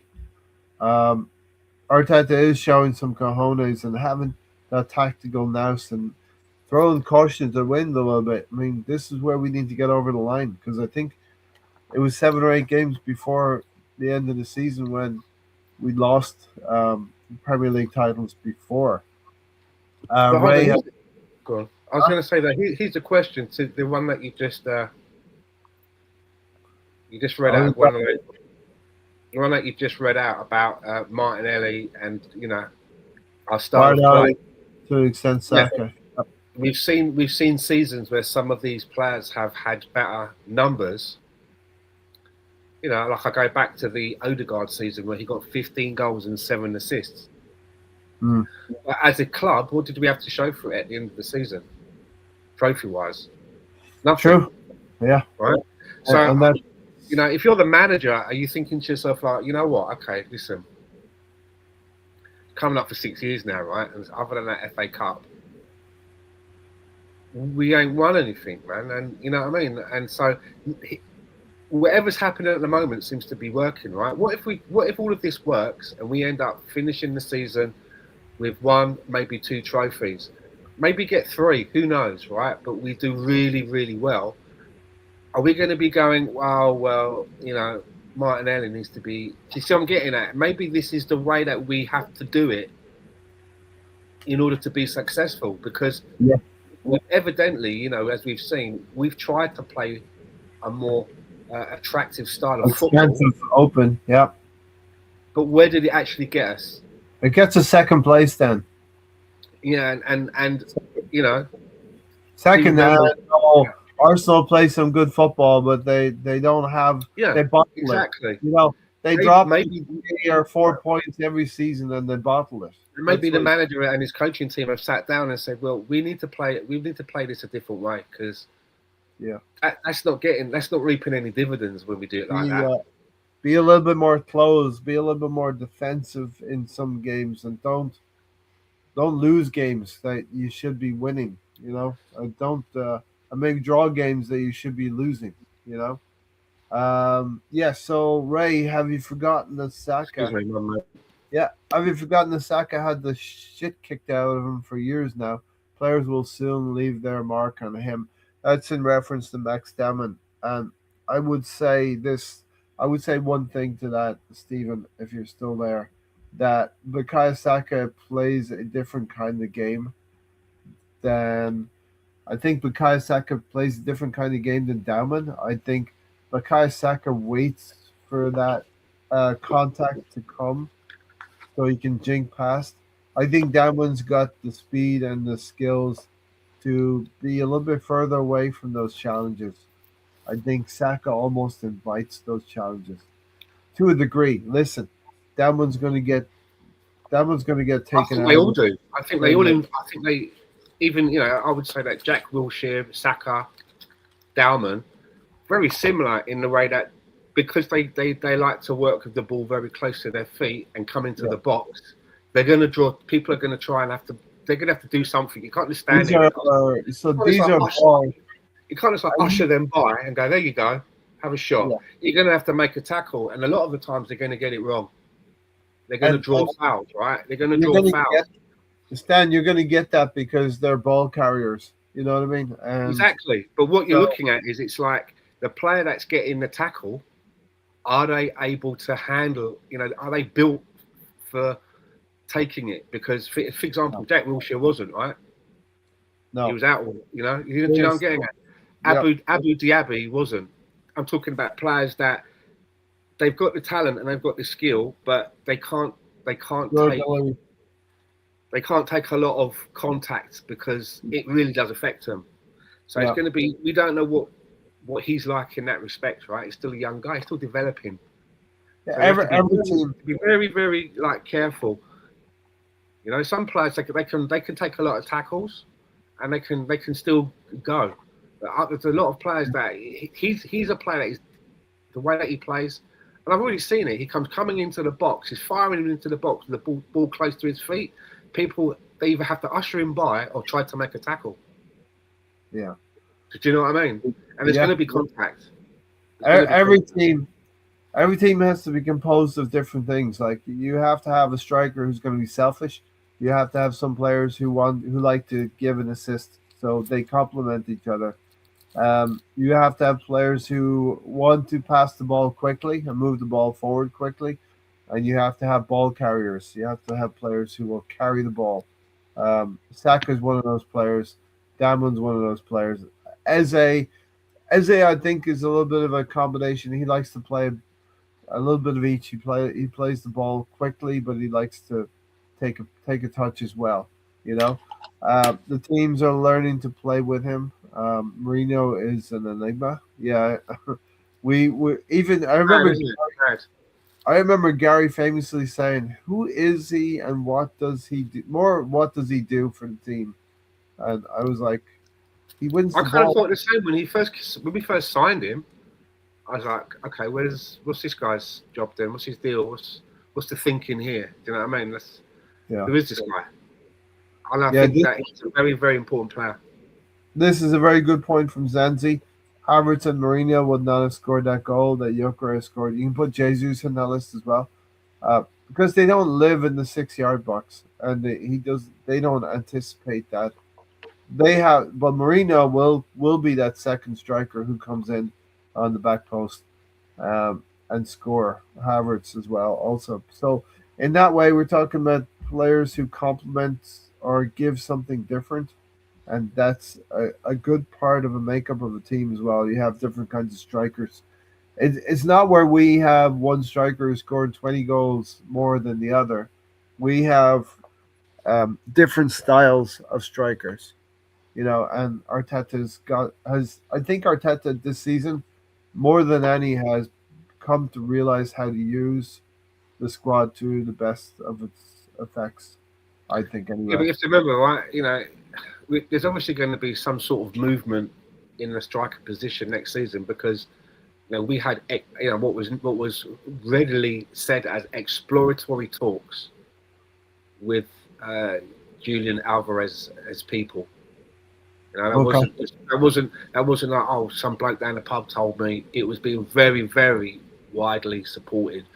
As much so that I took notes of it. It was like, okay, so they're still open, and I would say that's probably because, I would say that Jesus is they're probably thinking of moving him on, and they think that they still need to have, 3 in the ranks if you're not counting Marino, right? And competition, so it's not going to be staying as it is. I don't think you can't. I mean, listen, we let's say we win 4 competitions this season. You don't keep the squad the same way. You try to go again and you try to build the squad because the Premier League is so competitive. You can't guarantee we're going to be leading the Premier League next season. We can't guarantee we're going to be leading by 9 points at toward the end of March. It just you have to think that other teams are going to go again as well. It's not. Steven said, Stan, there isn't a player out there that would be able to light the scoreboard up because of our style of play. We spoke about that. We spoke about that. Arteta's learning to mix it up. I mean, I don't know. I'll tell you one forward that has caught my eye this season in the Premier League. Hugo Ekitike. I tell you, say Thiago. Okay, Ekitike, yeah. He's caught my eye. There's comparisons to Thierry Henry with him. He's French. He's got that kind of style. He has caught my eye. He's caught my eye in the way that Isak used to catch my eye when he was at Newcastle. Right. Now, do you think that Liverpool should have went whole hog and got Isak as well, or left it alone with Ekitike? In hindsight, I don't know why. And the injury, we know he's injured, but without the injury taken into account. I always thought it was a bit weird that they got Ekitike and yeah. Isak. Oh, that was like us last season buying Gyökeres and Julian Alvarez. And they forgot the back door stand. They didn't buy a Mascara or a Hencape. Yeah, and they didn't know. They didn't know that there was going to be an injury, right? They didn't know that they would have an injury, but you would be thinking that the money would be spread into another area, right? Yeah. They had a promising Italian centre back, but he was always going to be, a little bit like, a player who's not going to play much. A younger player who's not going to play much. Gahey, they really fumbled it with Gahey, Mark Gahey, and he's ended up at Man City now. If Odegaard is fit, we don't get Daman and Eze. If Odegaard is fit with it. Yeah, right. I think there is some validity to what you're saying there, BX. I agree with that. We don't get the moments of Daman. We get less Eze. And we don't get as much Eze as we've had in the last 2-3 weeks.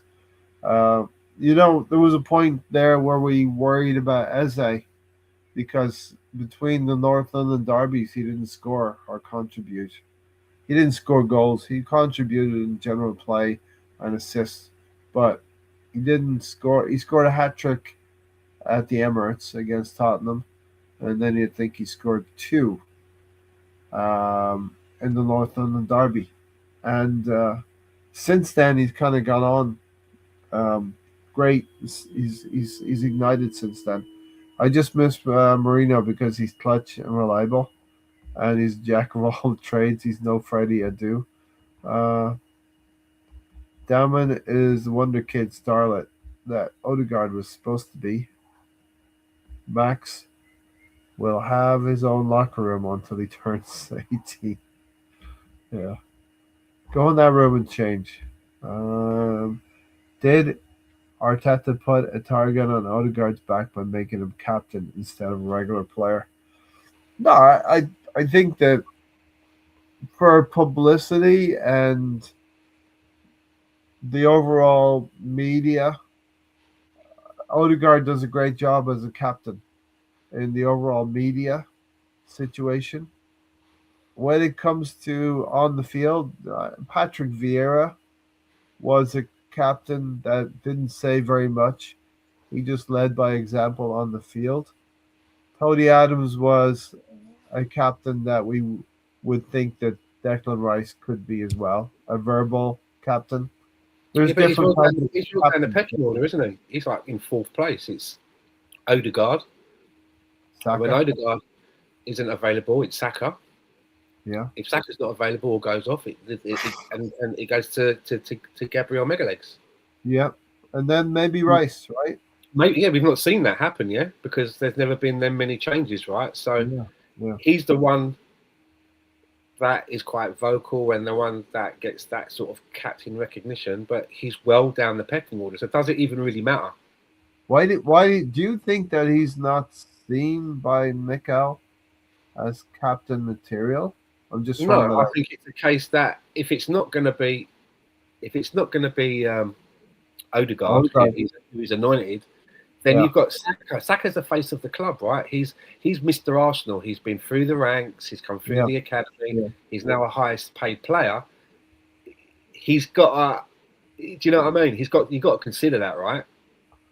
Do you know what I mean? He's more Arsenal than Declan Rice is, right? If you think about yeah. it, But he's Rice is Arsenal getting for, there. Yeah, but I hear but you. he's Arsenal through and through. He's come through the ranks. You've got to acknowledge that. So you think Rice still has a little bit of West Ham and Chelsea? After that, it's not Rice, it's Megalegs. Yeah, And yeah, Megalegs, we all like, we all love him, and you can yeah, see that he's very vocal, and has obviously learned a lot of English. But yes, it just goes to show you that in a lot of teams. I can remember a time when it was similar with Kieran Tierney. There was a time when people were like, "Why is he not the captain?" yeah, Man turns up with Tesco bags. He should have the armband on. yeah. Yeah, But that's you know the what I'm saying? criteria. But there is a leadership group. That's what we hear. Like we hear that they have leadership groups, and I would imagine Declan Rice has his say. I Yeah. can't imagine him not being a shrinking Yeah. violet.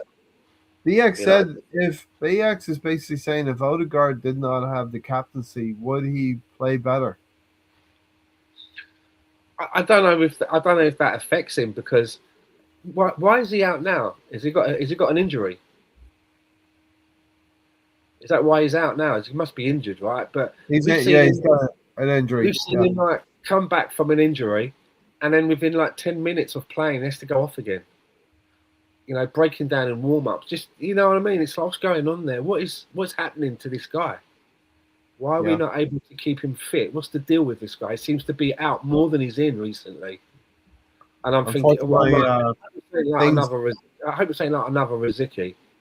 things happen for a reason, You know what I I mean? He's got one suppose. of these players that we just can't get any momentum with them. And it's not good for the player, right? Because I still think that I've seen enough to know that Martin Odegaard's talent hasn't just left him.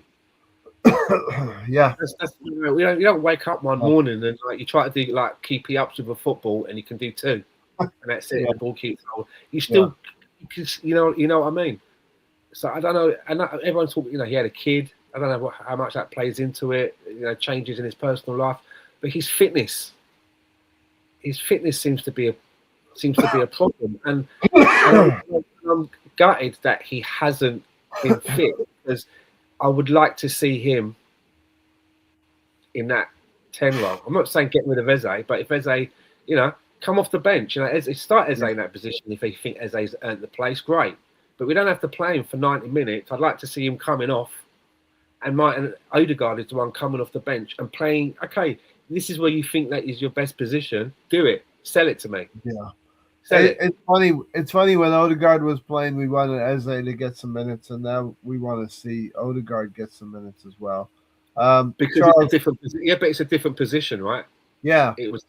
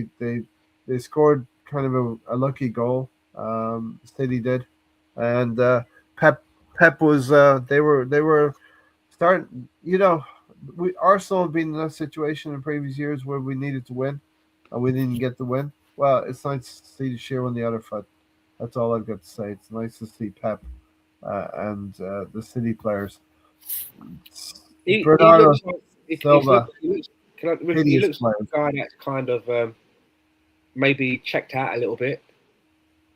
Yeah, I mean, he's achieved a lot with that club. right? He's Right. achieved a And lot. it's still like the specter and of and and, and he still gets his way, right? He was like January. He's like, right, I need Mark Gahey, and I also yeah. need I'll have you and I'll have you. Yeah. it was the other one. I also need Mania. Semenyo. I need another wide player to go with the collection of wide players that I have, right? Yeah. And in the Yeah. last game, I thought it was interesting that neither of them were in the starting lineup.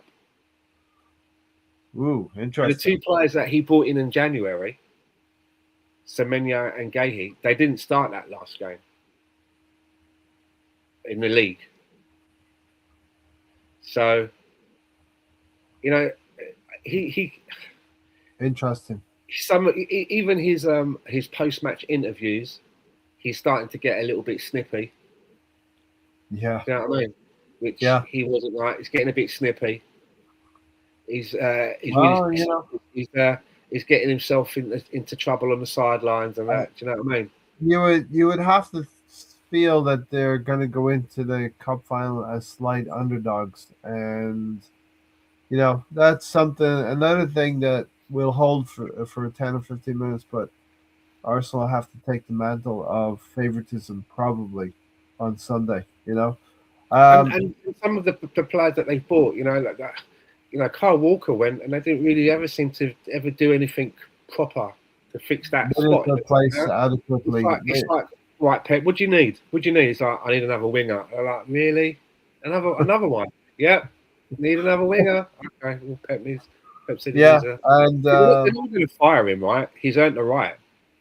they He's might earned the have right. He's replaced. earned the right. But I've got a feeling that he's a sort of geezer that if he blanks again this season, maybe he's the one that he won't get fired. He'll be like, yeah, I'm off now. Yeah, We've seen it. He's done it before. He usually was like a 3-year man, wasn't he? He's been at City a long time now. he's been there over 10 years. Yeah. Achieved. I mean, there's a specter hanging over them. He's done it all. There's a cloud hanging over them, Stan. Well, always when you talk about City, we got to talk about what could break in the next few years or months. Whereas we're the hungry ones, right? We're the hungry ones. Yeah. 22. You come up for around about 22 years, right? It's a long time. 22. Yes. I remember when it was. I remember when I was. I remember when I was 18 and I was born in 71, and Arsenal did I think the first League Cup double in 71, and had to wait 18 years for George Graham to win at Anfield, and that was a rivalry that was in football. And then the turn of the century came investment from other millionaires and changed the face of football, and the investment from abroad has changed the competitiveness and changed the traditional outlook on football in England as well. And the question, the practice of the running of the club as well. There are 130 alleged charges against City. 115, 130. Who's counting anymore? And the longer the Premier League sits on this, the more it looks bad for the product as well. Timber does the same thing as Calafiori, but when he does it, he abandons Saka, who has to then take on 3 players. He did that to Saka 4 times before he got injured. He was in Gyökeres' spot in the box. Yeah, I mean, sometimes we rely too much on Bukayo Saka.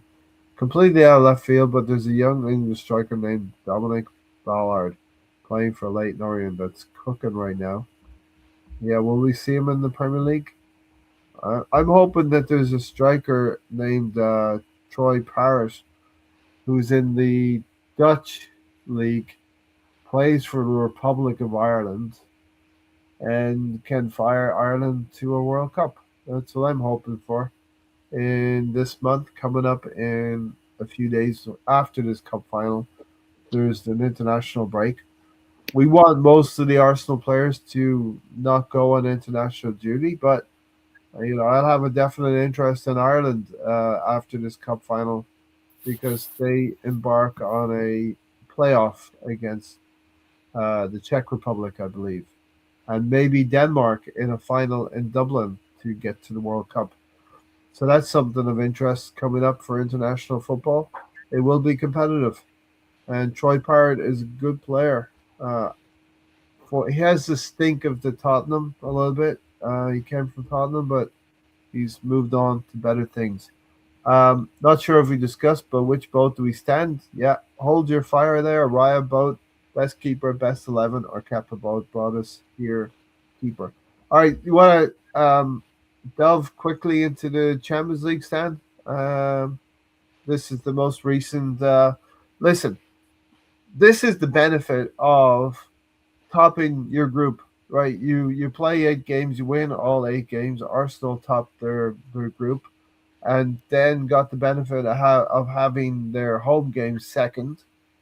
They also missed the 2 games in the knockout stages, so it was perfect for our Premier League campaign. We were able to build up that buffer against Man City. We're at 9 points, having played a game more, but we had the benefit of not playing the knockout game, and I It thought wasn't a we had. benefit. We earned it. That's the reason that you finish in that position, right? We're on the We earned that. same page exactly. You know, Um, it's not a benefit. It's not a discount. It's not like it's not a not freebie. luck. It's not It's luck. not, yeah, it's not a buy.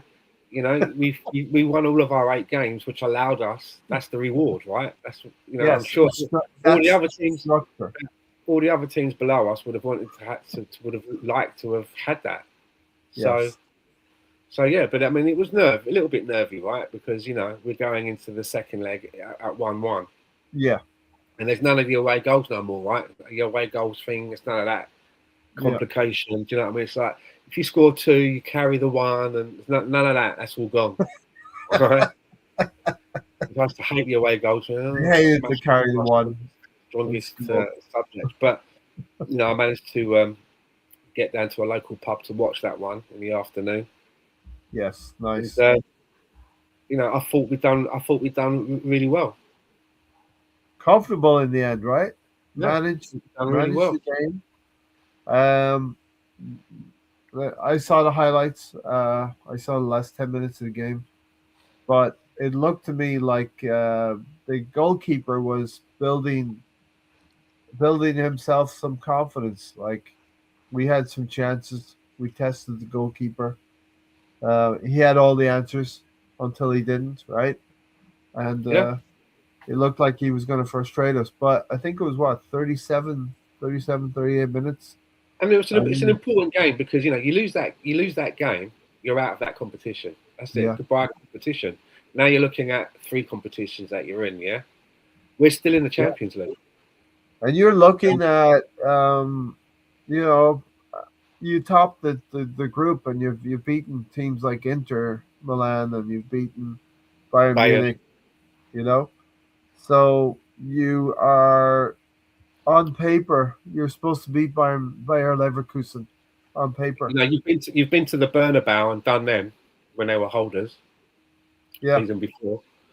You've travelled to these stadiums now.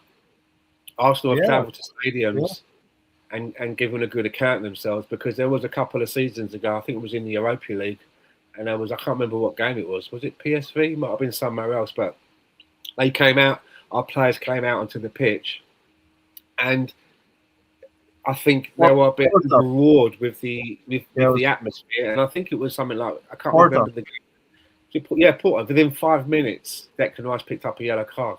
Yeah. Do you know what I mean? It was a nervy kind of an atmosphere, and I think that this team has now gone past that hurdle. You know what I mean? Yeah. This is a hurdle that Chelsea have got some really good players, but a lot of them are young, and they're in a similar situation. There's stages that they've got to go through. We've gone through those now. That was one. Yeah. Now we can go away to these big stadiums in Europe, whether it's a Milan or whether it's a Bernabeu or whether it's at Barcelona or wherever it may be, and we play our game. You know, Oh, sorry.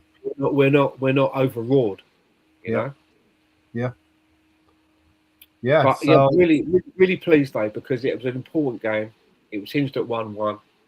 The last thing you want is to go into any extra time or a shootout or whatever, and we took care of business. And it was good, you know. Okay, 1-1 away from home, but when they came back to our place, we took care of business. So yeah, and the deadlock broken. Hey Gary, thanks for jumping in, saying hi. right, Gary. Um, the deadlock broken by a excellent, just an excellent goal from Ebery Eze, who had scored in the FA Cup game. Probably a few levels down from the Champions League against Bayer Leverkusen, but showed similar quality in both games.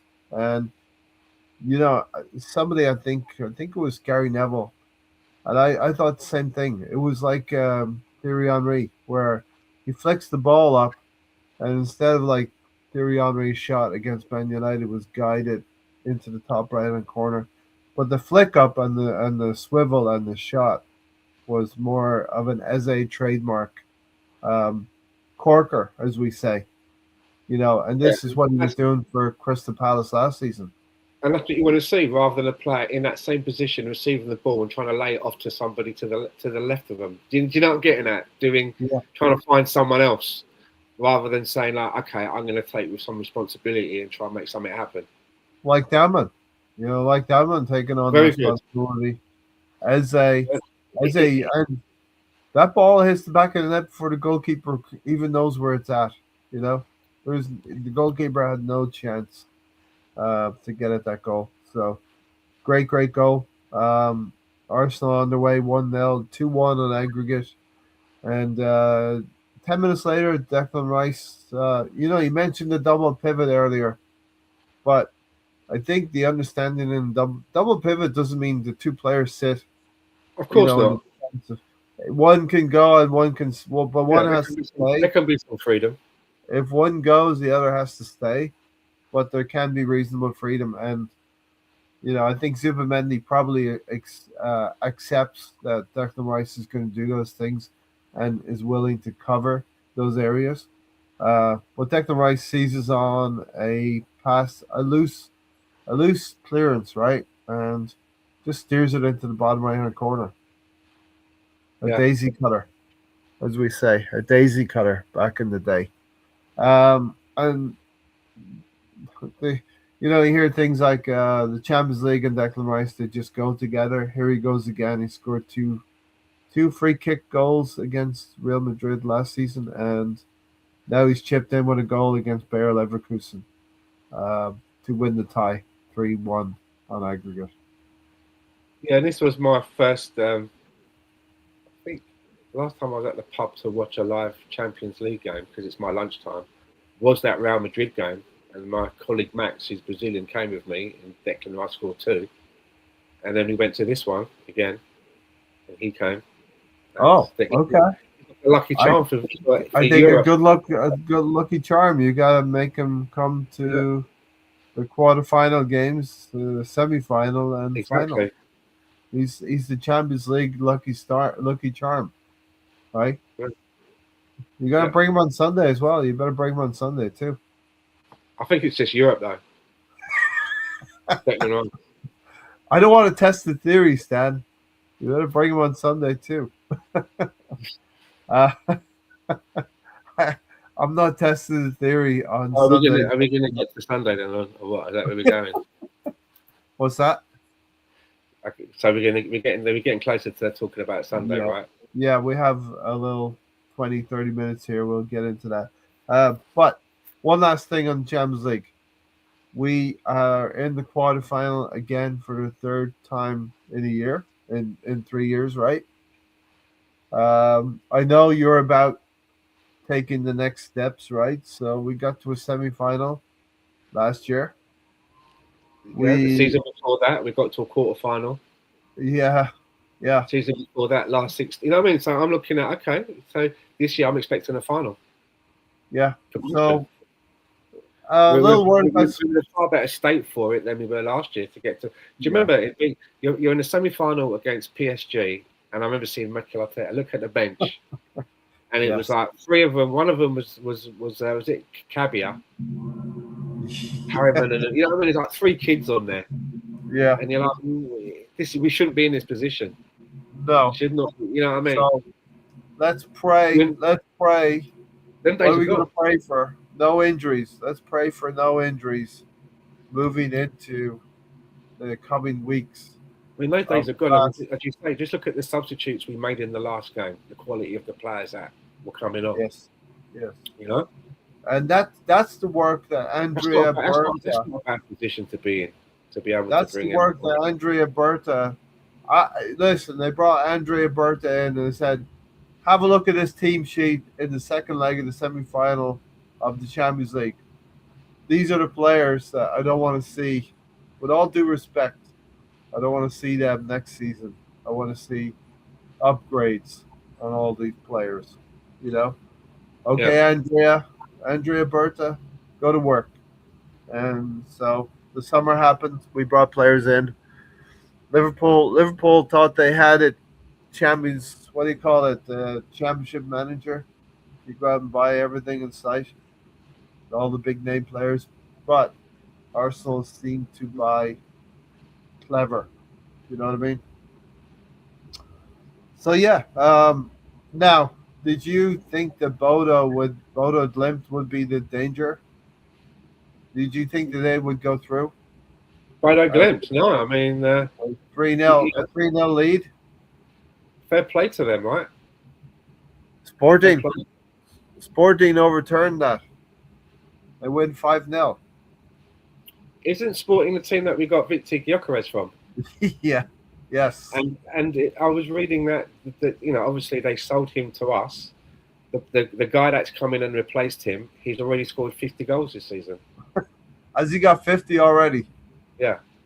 All right, so that kind of validates what the Portuguese league is. We'll probably buy him in the summer.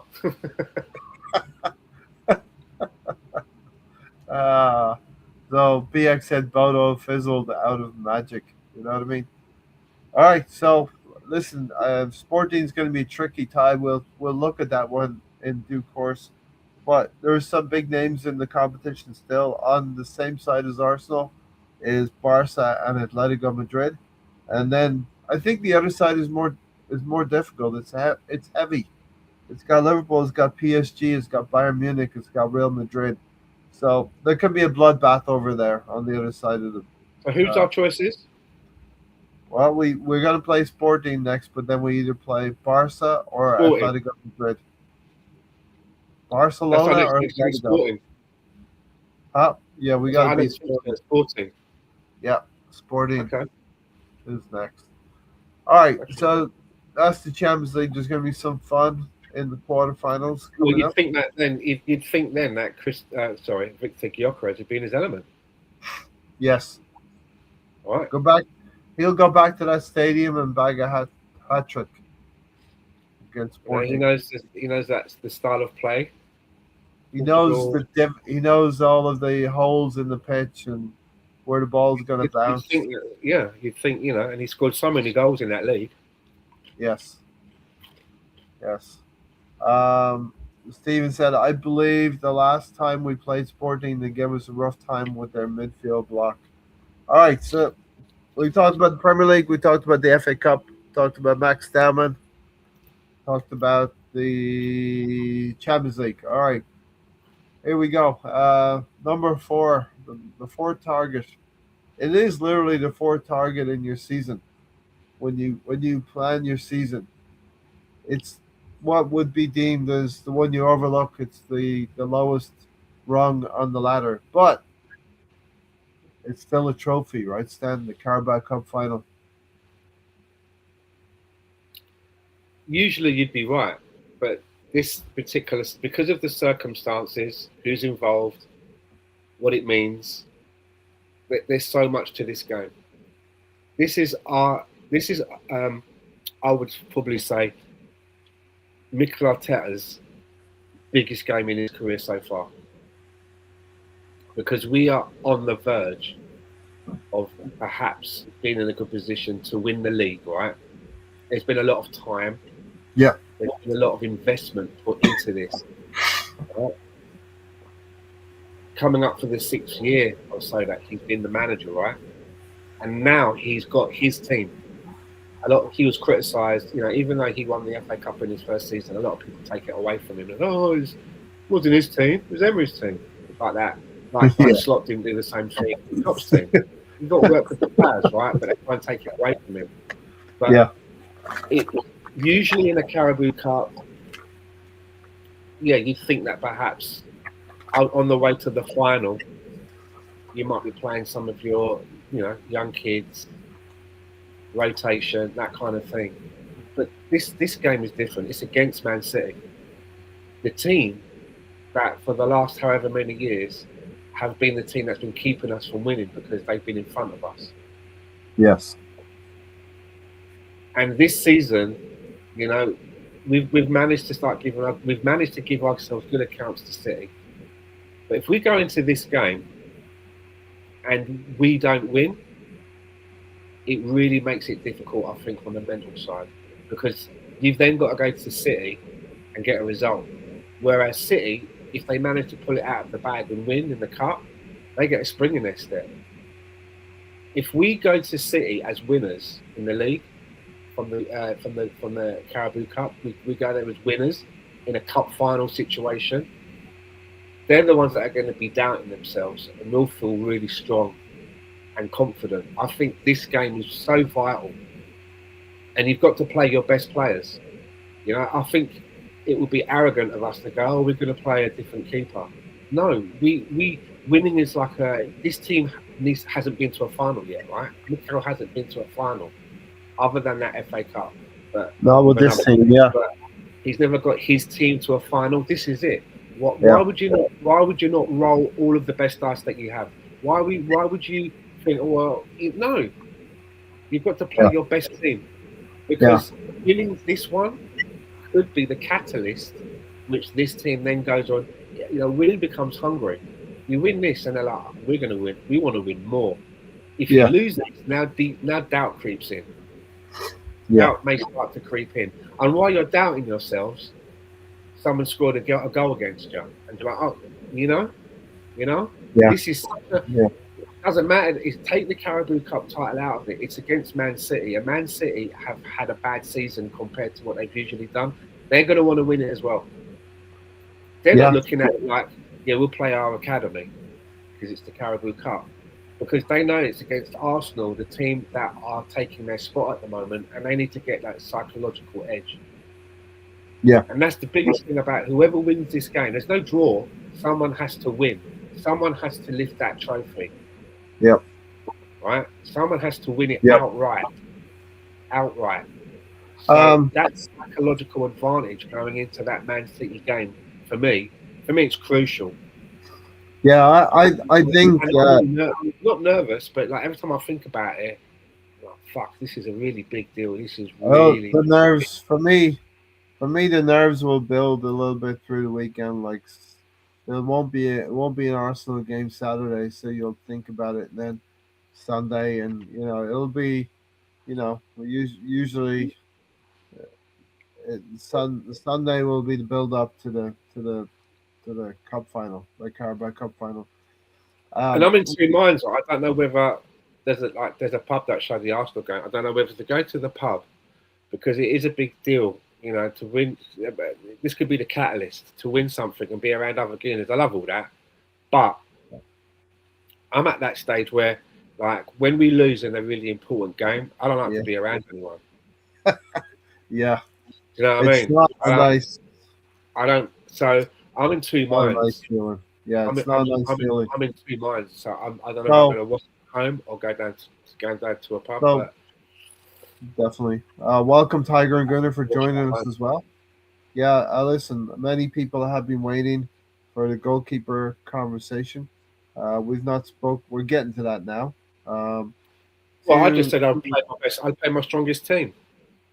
I agree with you. So there will be no We're disagreement. not in a position for charity and all of that. This is important because Yeah, it's against you. It's not like we're playing Macclesfield Town in the final. We're playing Man City, who also are licking their wounds, and this is a team that's won the treble.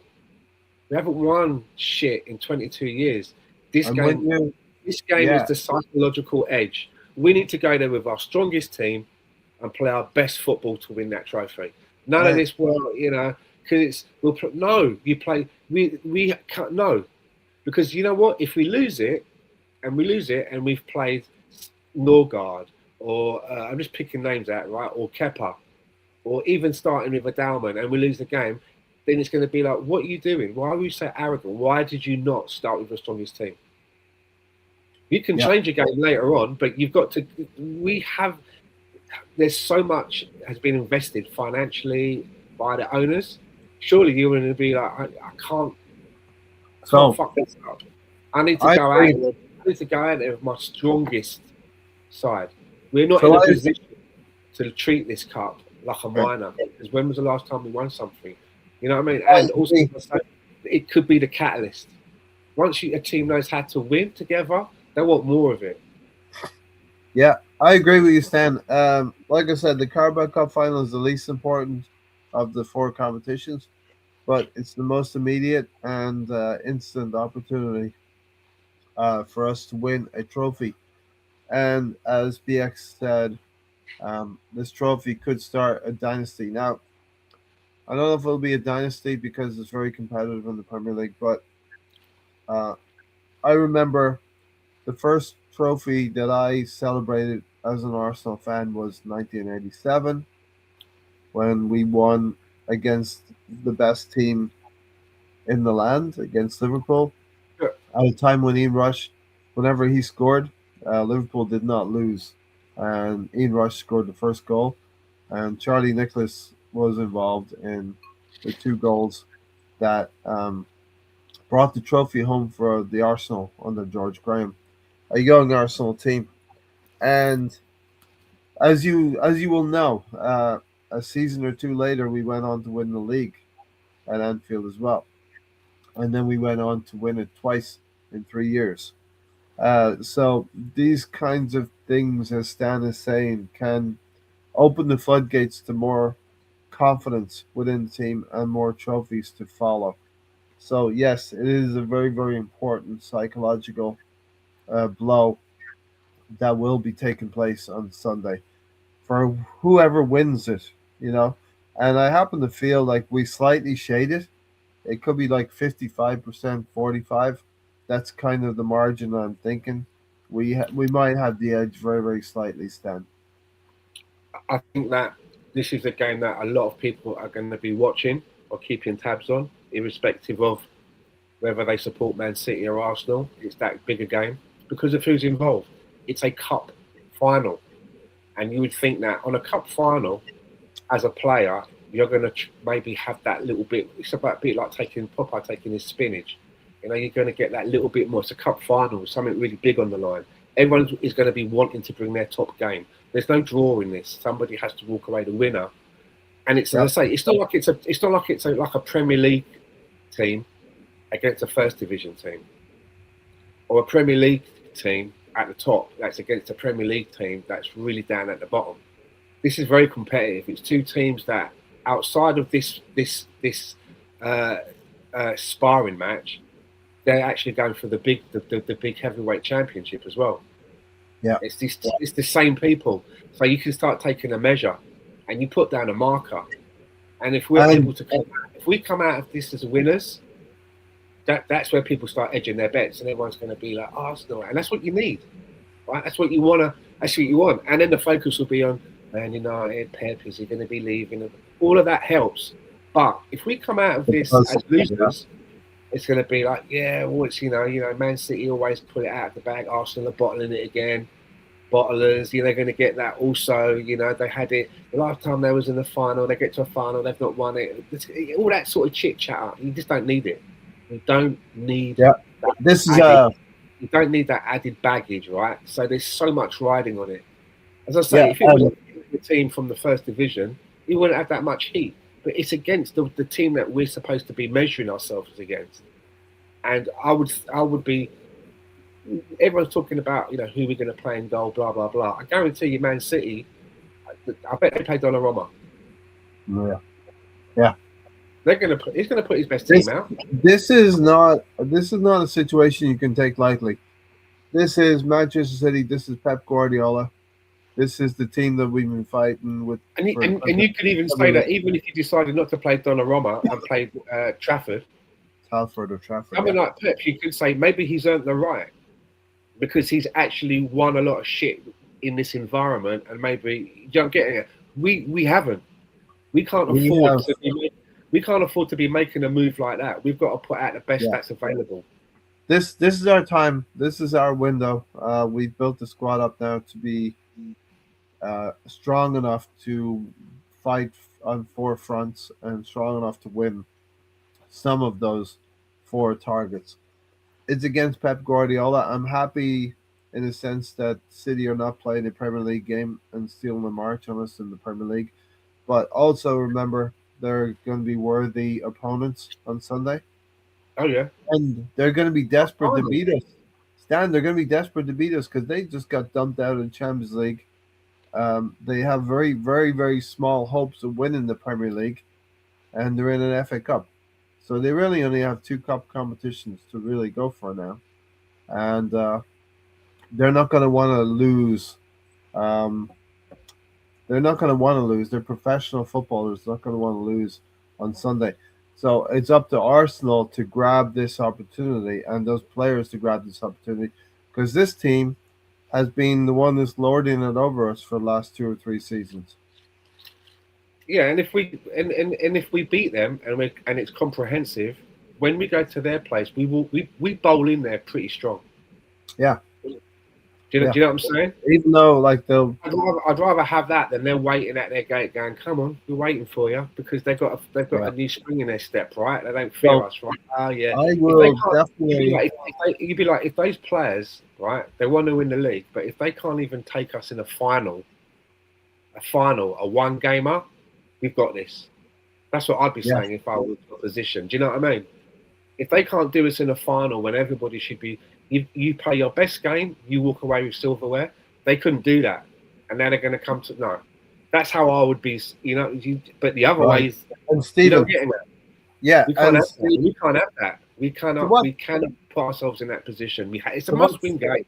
To what Stephen is saying as well, I definitely hear what you're saying about Kepa, but you have to on paper you have to give yourself the best opportunity possible and. David Raya on paper is the better goalkeeper than Kepa. I saw to say that on any given day that David Raya could make a mistake that Kepa wouldn't make, or the other way around. So do you play with sentiment in this situation? And Mikel Arteta's got some very big decisions to make. Stan is probably correct. That Pep Guardiola is going to say, I've got an FA Cup and I got 1 game in the final of a Carabao Cup to win some silverware. Silverware, by the way, he did not win last season. So you could argue that Pep Guardiola is under some pressure to win this game. Even if the board is not putting them under pressure. Pep Guardiola and City did not win anything last season, so there is that pressure to win some. They lost an FA Cup final against Crystal Palace last season. So Arsenal players have to have that hunger and keep that hunger to win this trophy on Sunday.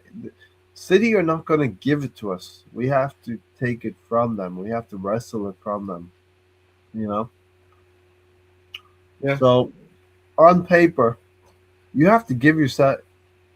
David Raya is a better goalkeeper than Kepa, and if that's worth an extra 2%, you grab that opportunity. You take that 2%.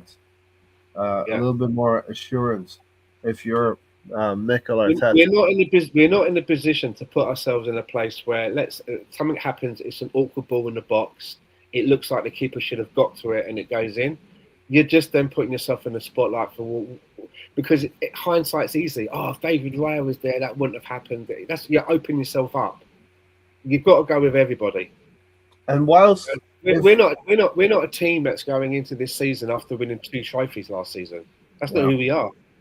We don't have that luxury. We didn't win, and then the season before that we won 3. That's not who we are. We haven't done all that.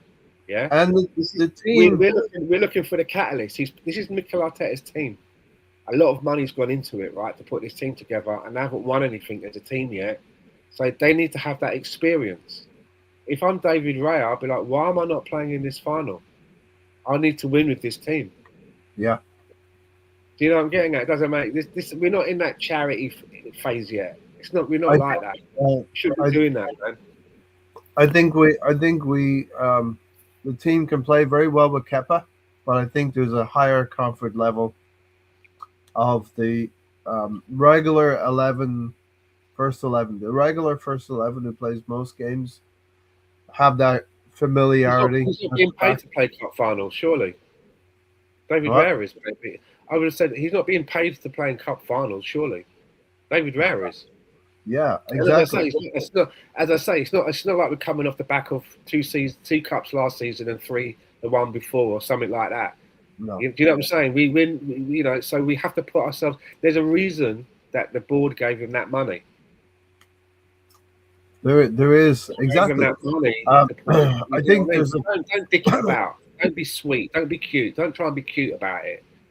Don't open yourself up to because it's fine margins. We know this, right? And should the wheels fall off, at least if we lose, right? It's about the manner of the loss, isn't it? Always, for me, it always is. It's not just black and white. Oh, if we win, we're great. If we lose, we're shit.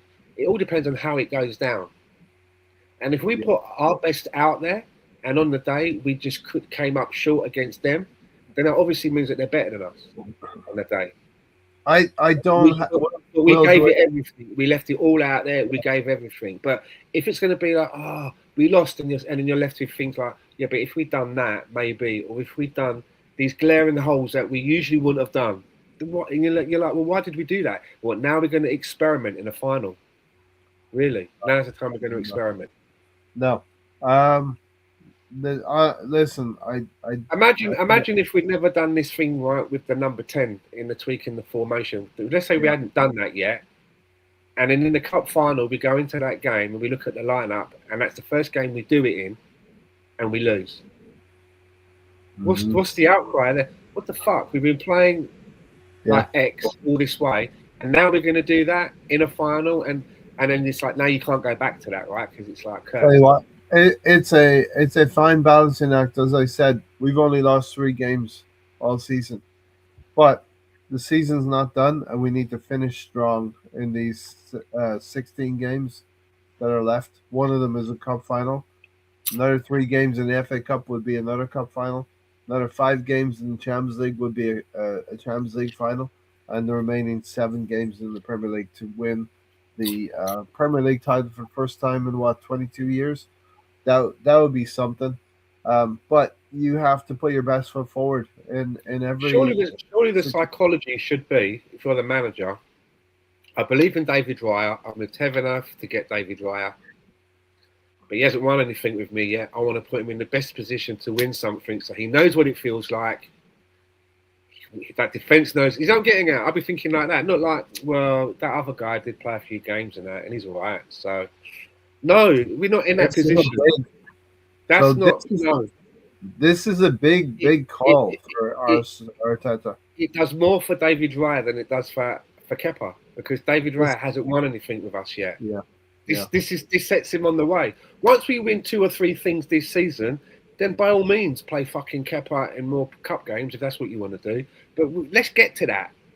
Let's get to that phase. And this is the first one, right? This is the first. Don't say, oh yeah, we lose this one, but we'll win when we win this and we'll win that. You don't know. So this is now. Let's get this one. What's the word, right? So is it sentiment left? Is it sentiment FC or is it a determined to win something FC? You know what I It's mean? fucking common sense, FC. But tenacious or sentiment, common sense. Why would Yeah, you not play your best players in the cup final? I don't understand that. Why did yeah. you sign them? In a If one-off Pep is situation. that good, why aren't he starting in the league Yeah, ahead of David Raya? and if It's if just the way you it is. Pep came in as a number 2. He knows the score. He knows the yeah deal. if you're You know what I'm determined to saying? win, if you're Mikel Arteta and you're determined to win something for Arsenal, here is the opportunity. You put the best team on the field, as somebody has said. Why would, if David Let's Raya is play fit our strongest and 11. Pepper is fit, why would you choose the weaker one? Why Yeah, would you not choose your best exactly. one in your first Um, cup final in a season where you're 9 points ahead? You've just come out of the Champions League. You're still fighting on 4 fronts. all right. Why would you purposely weaken yourself? We're, Makes no. so I'm putting David Raya down on the team sheet here. Okay, we just decided. You and I are probably going to pick the team. Okay, Stan. Okay. Well, like I said earlier, City looked awful on the weekend, says Stephen. They played that paced game with sideways, backward passing, and then it was a horseshoe of that in the final 1/3. They were like us, and I think that they just were waiting for a goal. Sometimes teams play like they're waiting for some of the other teammate to score, and it doesn't Yeah. happen. You know. Okay, so we're gonna go with Gabriel and Saliba. It's pretty easy. Center Yeah. backs. Okay. Kind of pick Uh, themselves. all right. So what are we saying? Let's say nobody. There's no injury doubts right now, or Timber, Yeah, White. but obviously Odegaard's not available, is he? We can't. He's not. We have to consider players. Who's your We have right to back? consider my right back. Well, I think the choices are either out of Timber and Ben White. Yes. And I would say that the manager is going to pick Timber over Ben White. Yeah. But There for was me personally, I'm happy with either or because I don't see a huge gap between them, and I is also he think injured? that I also think that Ben White has qualities that Timber doesn't have, and Timber has other qualities that Ben White doesn't have. Yeah. For me, I prefer a style of play where the right back does more of an overlapping run with the right-sided attacker, Saka in this case, Yeah. rather than coming inside too much and is going up for headers and getting in the way of other players that should be making those headers. Do you know what I mean? And I think Yeah. Timber sometimes Timber he gets himself into attacking places, but he's in someone else's way. Who I would rather that other person Yeah. more of an attacking player and would probably have a better opportunity. Do you know what I mean? Whereas Ben White, for me, he keeps an overlap and it seems to help. It's horses for courses. I know the trendy pick is Timber, but me personally, for the style of play, I like Ben White. I do. I like Ben White. I prefer Yeah. that. I'm not saying that I don't like what Timber does, but I prefer. I think that sometimes to me, Timber gets into places where he shouldn't be. Okay. And it's good to have. He's in an attacking spot, but it's like, yeah, but you see that guy just next to him, he should be there, and It's funny. It's funny because I think So what are we physically, picking? Are we picking who Mikel Arteta is going to pick, or who we want to pick? What are we doing here? What we think the starting lineup will be. Let's do that. What we think it will be, not okay. what we want. Not what Okay. we want. Okay, so I think it will be Tim. I'll agree with you with Timber. Let's go left back. I'm thinking Cappy, left back. I think if both are fit, he might start with Calafiori and have Hincapié on the bench. Okay. As an impact, because you're going to need some players who are going to affect the game at some point, I think that with Calafiori, he does seem to have a license to wander. And again, he ends up in a lot of positions where if you pause the screen and then you brought someone into the room who'd never watched football before and gave them the basics and said, now look at the TV and tell me which one is the striker, they'd be pointing at Calafiori because of Yeah. some of the position he gets himself in. BX And thinks Mosquera right back for BX. But with everybody who Mikel would pick if everybody's fit? No, he's picking Timber. yeah, probably. Well, I'm going to go back to the Doing, right? Calafiori. I don't know if Timber's not fit or not. We know we can't pick Odegaard, but if it's Timber, I think he'd pick Timber if Timber's good to go. Yeah, sorry. I agree. So I think left back he'd start with Calafiori. Depends on what he wants, Dan. So I think Hincapi's a little bit more physical, but Calafiori's a little bit more mobile. You know. I think against City, I think he likes the way that Calafiori plays, and if Calafiori's not available or he gets tired, then he goes to Hincapi.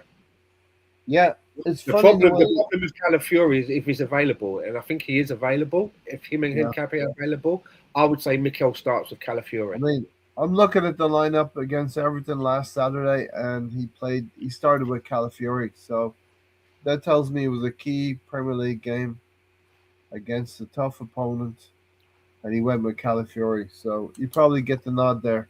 You know what I mean? Okay. Zubimendi, number 6.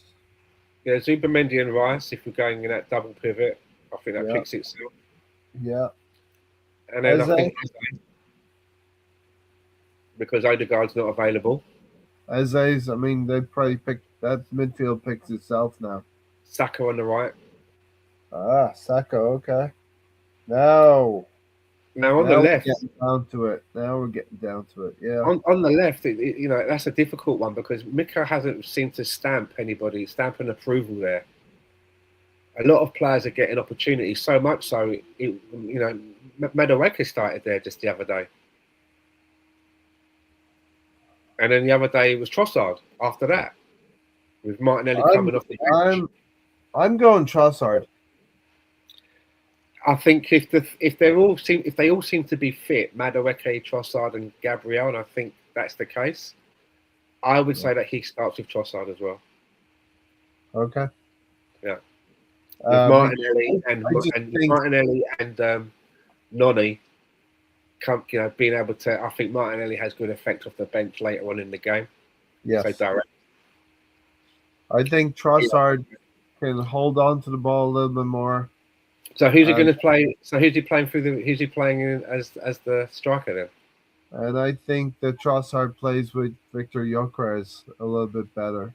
They have a bit of a connection, but he also has a connection with Havertz. So interesting. I think that he's going to go for Gyökeres. I think he's going to go for Gyökeres. Do you agree? Yeah, I think he will as well. Okay. Now that's not necessarily what I would do, right? Yes, but we're predicting Mikel. Yeah. And then it does leave him with a lot of good options off the bench, right? You've got a Martinelli on the bench, you've got a Havertz on the bench, you've got a Jesus on the bench, you've got a Dalman on the bench, you've got a Norgard on the bench. I mean, fucking hell! I mean, that's not bad. You've got a Hencape on the bench. You've got some good options there, man. You got some really good options if you're thinking, okay, I need to do something different. There's a lot of variety there. I think that you can have a lot of subs in a cup final, or is it just 9?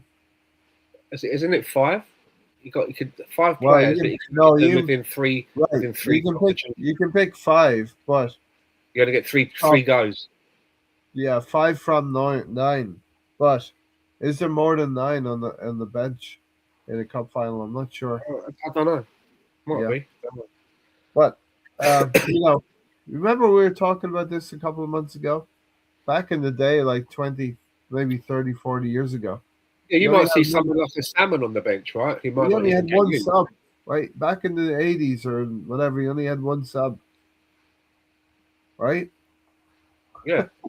You could have all those players that are named, and then perhaps someone like a Marley Salmon, or it was, Salmon on the bench as well. Yeah. Doesn't mean he'll come on. Yeah. Wow. Last season, Liverpool were proceeding to a Premier League title, Yeah. And I challenged them. If they're a really good side, they would go on and beat Newcastle in the cup final. Um, they didn't. I think they had some injuries, but did not turn up on the day. So I challenge Arsenal. You got a Premier League titles This is different. waiting. It's Man City. It's the team that's been running it. Even though they've had this, it's because it's them. Because we have to go to play them in the league, which could be pivotal. So Yeah, whoever wins this, for me, this is the psychological. It's because it's them. Forget the competition, and someone at the end of this game will lift silverware. yeah. I'm telling But you, man. It's so. I It wanna, I really. wanna, I'd love to get my hands on this trophy and It's the start. almost It feel would be the start of you get the flate. it'll be the start of it, right? If you win this, it's easier to win more than if we don't. It's more difficult. So that's I what I agree. believe. Yes, I agree. So Because just look at it. If you, you look at it that way, you want this one, and it's them. It's not like we're playing Macclesfield. Mansfield. Well, you're like, okay, yeah. If you lose, it's embarrassing. It's not like we're playing that in Stanley or Yeah, Charlton yeah, or Wigan. It's the team that are the team that we're trying to get past in the bigger scheme. You know what I'm getting at? It's like a dress rehearsal. yeah. It really is. No, I mean we're almost there when it comes to the Premier League. I think something like 5 wins would definitely do it. 5 wins from 7 would do it, and we have teams that we should be beating in the Premier League. I'd love to add this Carling Cup final to start the procession of trophies. Exactly. Maybe we get two. Maybe we get two this season. Get two locked in, and then you know what that does? You get two locked in, and then you can completely focus more on the Champions League or the FA Cup. Do you know what I mean? Because the Premier League is gonna take care of itself probably. Um, yeah, that would be a great way to approach it. You know, and then really lock in on the Champions League because we take care of business against Sporting Lisbon. There's a glamour tie against Barcelona. It's gonna be a tough game, but it's gonna be one of those. All the players are gonna want to be involved in that semi-final against Barcelona. I mean, this isn't going to be a case of like Arsenal won the cup, yeah, but it was a team from the second division. Arsenal won the cup, yeah, but it No, was a team that were fighting for relegation. Man City. Yeah, Arsenal won the cup, and everyone would be like, yeah, man, and like, you know, they thought the best that is. They won it from the best that's going around. Apparently, There's going to be it's lots of so vital. It's so vital to me. storylines here. You got Pep Guardiola, the master. It could derail our whole season. Just as City losing, it could derail theirs. It's that vital. They know it as well. Yeah. There's no way that they're going to be playing like they're going to be Pep's. I don't know. Pep's had some weird team selections, but he's not going to. He's going to play. A strong team. I wonder if he's going to throw in some weird false nine. Erling Haaland's not playing, and BX.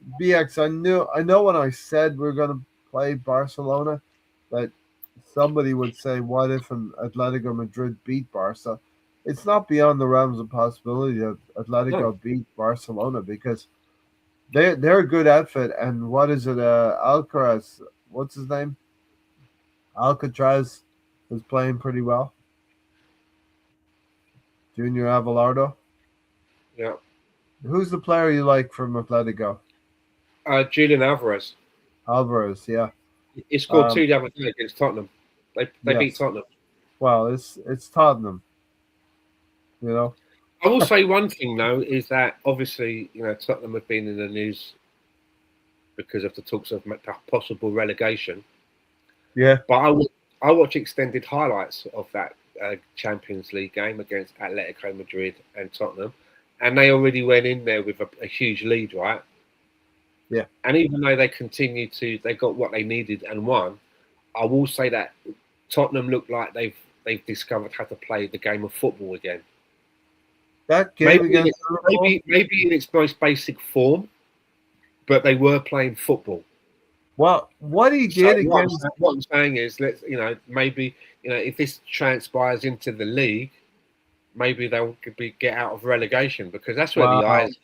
That's where the eyes are. Are they going to get you relegated? What's going would to happen? Stan, you'd have to think that they have enough quality to be not the third worst Premier League team this season. You'd think, You know, right? But if players have checked out, who and knows? I think that at Liverpool they played 4-4-2.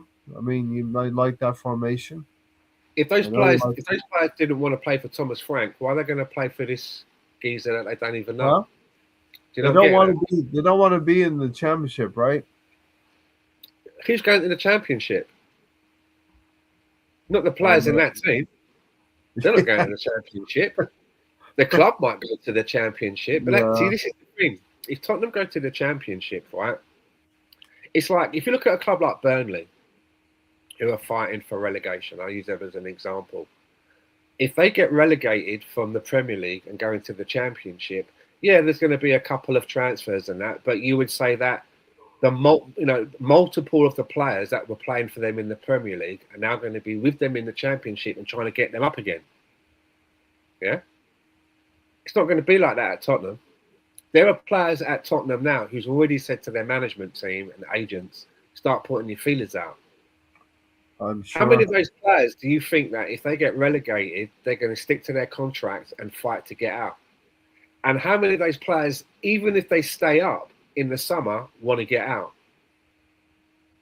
Do you see what I Yeah. mean? Yeah. If Yeah. you're a manager coming in as an interim manager like this guy, the most honest team talk you can have is say, listen, guys, we are where we are. I'm not going to be here next season because I'm an interim guy. And there's probably a load of you players that don't even want to be here and don't want to play in a championship and you don't even want to play here next season. But the thing is, right, if you want to go wherever you want to go next season, the better you play now to the end of the season might be the better the deal that you get. So just keep the team out of the championship to help me and help yourselves to get a better contract for that next move, even if you leave in the summer. Yeah. And we all win, right? We all win. Because if you just walk around now, don't do anything on the pitch and walk around, and we get relegated, you will go somewhere else, but you might not have as good a deal as you did if you fucking fought for it and put a couple of performances in. Yeah. That's how you got to sell it. That's how you sell it, right? That's how you sell it. Not like, yeah, we're going to win the league next season. No, you just listen. We're all out of here, but let's all go out of here on a bit of a high, and like for that next deal, right? That's how it is. Do you know what I mean? Yeah. And that's what I'm saying is like, if they go down, I heard someone say, yeah, if Tottenham go down, they'll come up again the next season. Why? Because if you lose a lot of your international players and star players, because they might have things in their contracts, relegation clauses. Yeah. Or even if they don't, they just don't want to be there anymore, and you've got to sell them because they're no use to you because they refuse to sort of play. How do you know you're going to bounce back up? Because now you're buying players of a quality in that division. There's no guarantee. No. So if they do go down, they could be gone for a while. Newcastle didn't go down and come straight back up. Would you want them to go down, Stan? I mean, it sounds sacrilegious. Yeah, probably. Question. Yeah, probably it'd be good bands, right? Yeah. It would be fun. That's the nuclear bomb, isn't it? Yeah, absolutely. Arsenal's progress through the Carabao Cup. You know what? We've got bigger fish to fry now. Oh yeah, we've got a cup final. It's a fun day out. Beating Tottenham is a fun day out. It's fun. It's a fun day out. We like path that. to the final. Stan, path to the final. We beat Port Vale in September.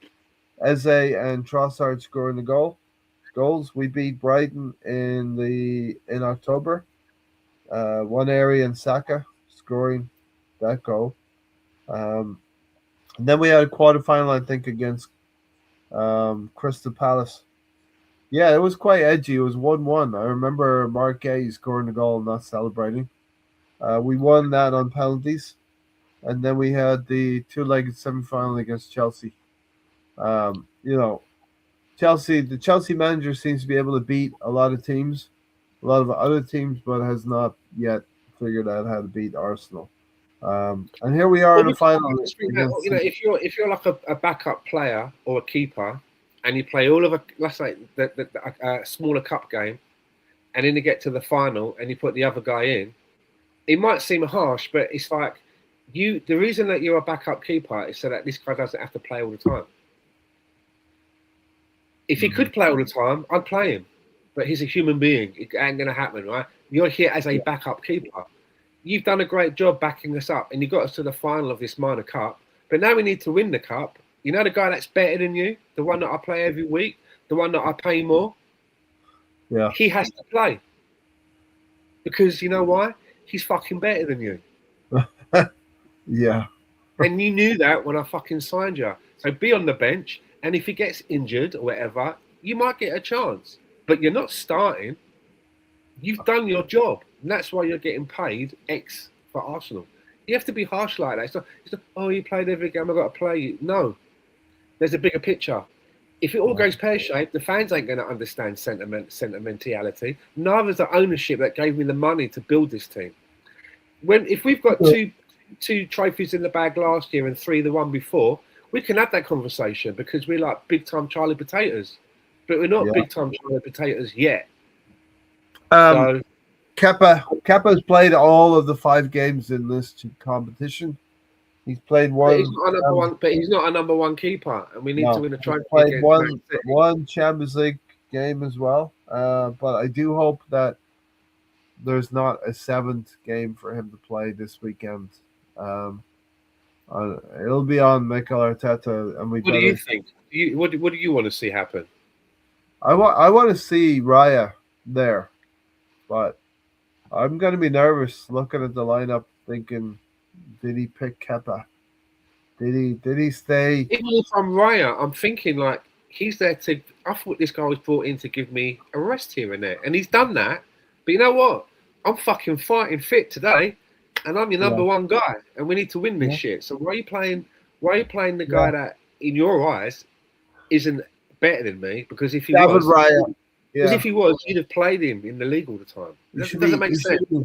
Knocking the door down, right, Stan? You should be knocking. Hey, Gaffer. I remember, I'm your best goalkeeper. I'm your best chance. I'm not going to play Pele because you played in a few games in the shitty round. But I'm going to leave Pele on the fucking bench and sat next to Maradona.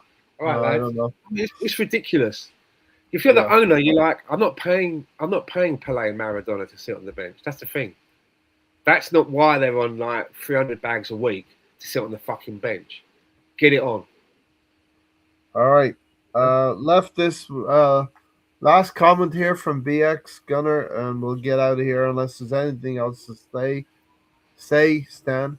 Real put the first nail in City's season, and we're going to put the rest with the second coming Sunday. And then we're going to do them in the league, right? And who knows? In the FA Cup, we could face a Chelsea or a City again in a semi-final. So, are you doing a show on Sunday after the final? Hey, I should. Do you want to, or let it? Well, I think you should because I just think it's so important. Okay. If it goes, I won't set it up till later because it might go into. I hope it doesn't go into extra time and penalties. I think this is probably like one of the biggest games since we've been on the podcast. No. Yeah. How many cup finals? How many cup finals have there been since we've been doing the podcast? Well, we did. There was an FA Cup that we won, and there was the Europa League that Chelsea beat us 4-1. Right. So there's been a couple. But under this era, this new era. Well, yeah. I mean, you'd have to say now that Mikel Arteta's had a number of opportunities over 6-7 seasons to win silverware. These are golden chances you cannot let slip through your fingers. And I just think as well, social media, the way that it is today, again, just for him on a personal level, those that for whatever reason didn't want him as a manager, and no matter what he does, still don't want him. And they may be a little bit quiet at the moment because we're fighting on four fronts.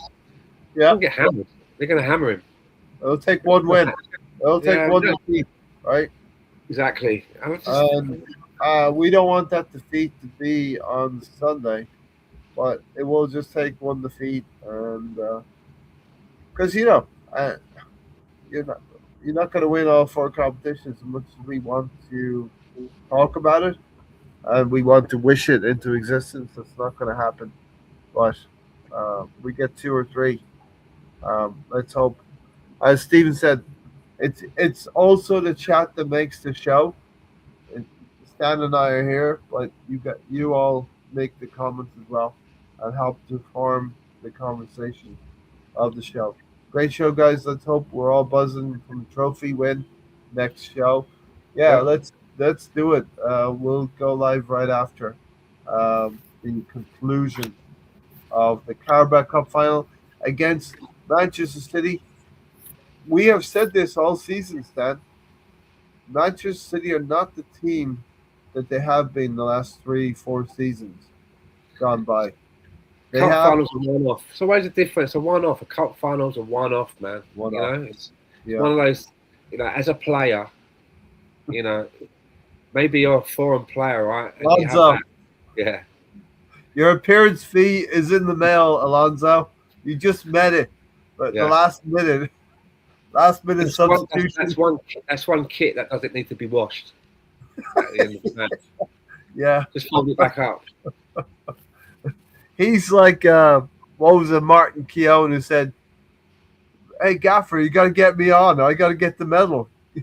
Get me on the field. I need one more appearance." And now he's spamming the chat. Can't remember what I was saying now. Forgot it. Well, Alonso will do that to you.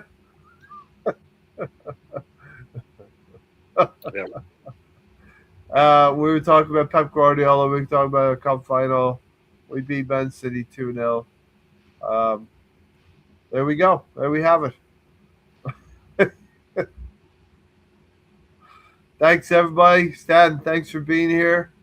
And we'll catch you on Sunday. Take care.